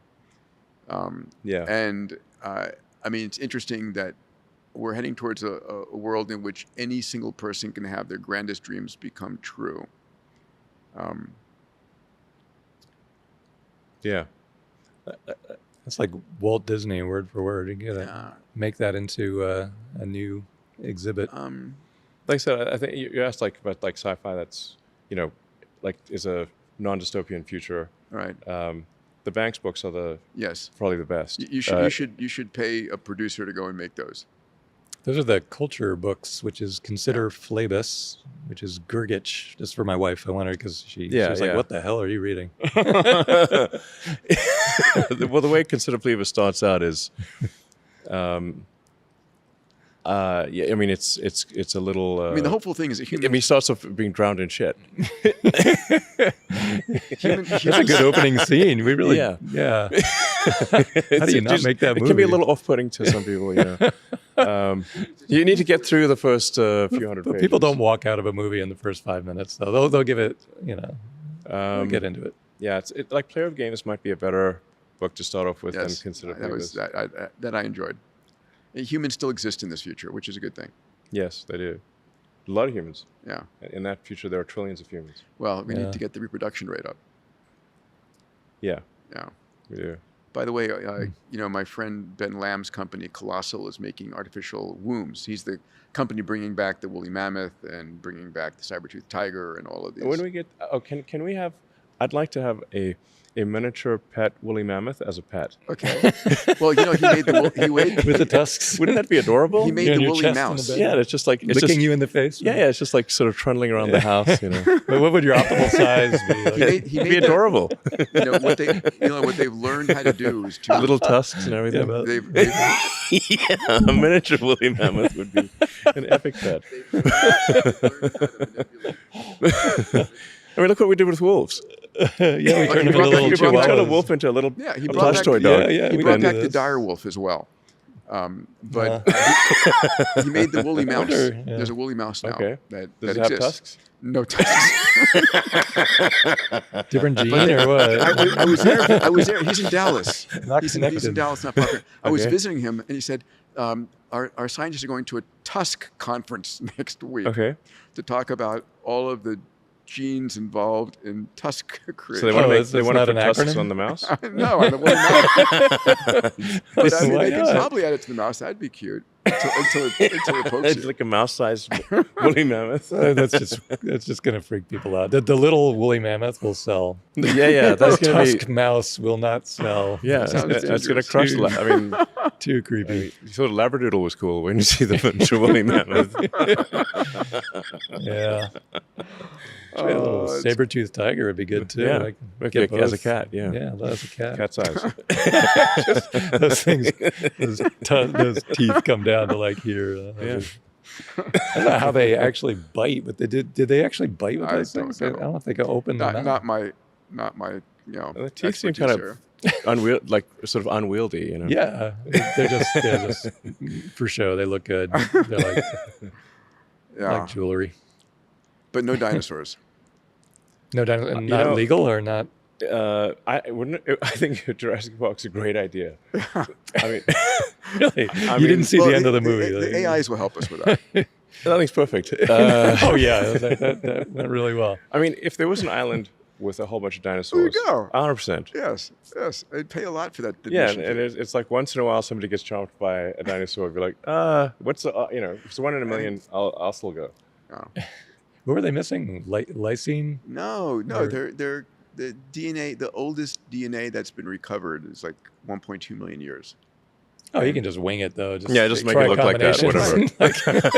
Close This will be enough. one of the. Actually, that was my proposed X Prize. Remember back in Visioneering? What's that? Take the DNA strand and predict what it'll look like. Yeah, exactly. Yeah, they You will just fix make it that way. Yeah. and then just Make it like the reverse engineer illustrations. the dinosaurs. Yeah. Yeah, exactly. It would be funny if there were two completely different DNA strands. They're like, well, they both look like T-Rex. That's interesting how they. Is T-Rex real, or is that like an Of assemblage course, it's real. Oh, that'd be Okay, funny. well, I mean, it's nice to believe it's real, but Yeah, the it does front seem legs like- were from a completely different dinosaur. That was the one it ate. It actually had huge front legs. is there something wrong with the arms? Okay. There's- yeah. I don't buy out on the arms front. The, Come back, I'll eat you. the many arms Can't be. seem implausible. Nope. Well, DNA will tell us. We'll know in a year. Yeah, the future is going to be Jurassic Island, we say. wow. Yeah. I'd go. We got No, I meant the 100%. amino acid that the dinosaurs were missing that kept them from reproducing. what, lysine. You're saying? Was it lysine? I forget what it I was. don't remember. It's- But oh, hey, come on, this is the no, the dinosaurs core. got held back by something like an asteroid, bombardment. Right. They were doing great. Yeah, Till 60 million ago. years. Yeah, they were doing fine. Yeah, They had a good Yeah, we run. got very they had a lucky. great one. Much longer. Than, See, there's a good argument Much why there's longer no than other humans intelligence did. out there. There's plenty Much of longer than humans. dinosaurs. Yeah, in the universe. What were we back then? Like a bowl or something? we were This we were is furry. our great. Yeah. Let's Furry let's mammal. commune with the ancestors. We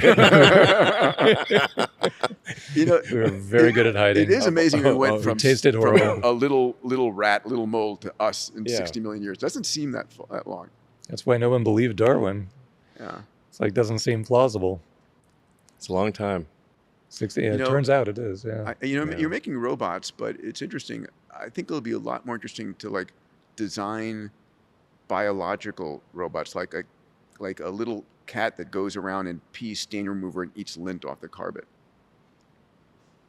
That's going to be an interesting. But you have future. a mechanical, like a Optimus Roomba, Light yeah. doing that anyway. Roomba, yeah. Yeah, well, they went Roomba. bankrupt, so we'll have to build this. No, I think you can still buy them though. Yeah. I Anyway, mean, room is basically that. it's going to be, But the thing is, like a humanoid robot is general purpose, so it can do whatever you want. yeah.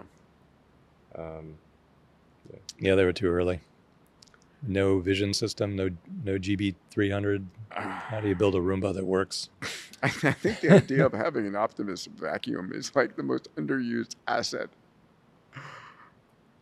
But it can just do anything. It can, yes, of course. Yeah. So, and you can mass manufacture at one. Oh, yeah. Optimus, build me a Roomba. That's what you'll do. You won't say Optimus vacuum the carpet. Optimus, build me a Roomba that vacuums it. That's Build me a house, build me a robot. Yeah.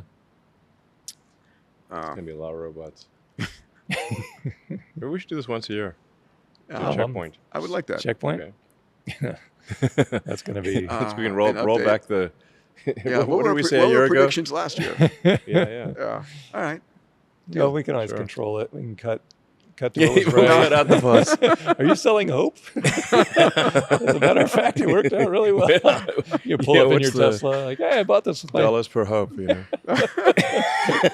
I'll send you the mug. Monetize. All right. Monetize hope. 1 year from today, December 22nd, I'll come and knock on the door right here. If you're here, you're here. If you're not, we'll talk about you. As long as these guys are a here. year from now, we might have the new Optimus factory with the building will be built. That would be awesome. We'll 8 have- million square feet of robots running. It's gonna be a giant building. Oh man. Yeah. And Yeah.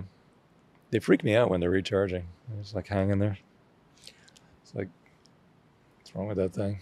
yeah, we're actually just gonna have them I think sit down Yeah. as opposed to look like some sort of. They need like a recharging cigar. A recharging cigar? Yeah, just sit there. less Morg like.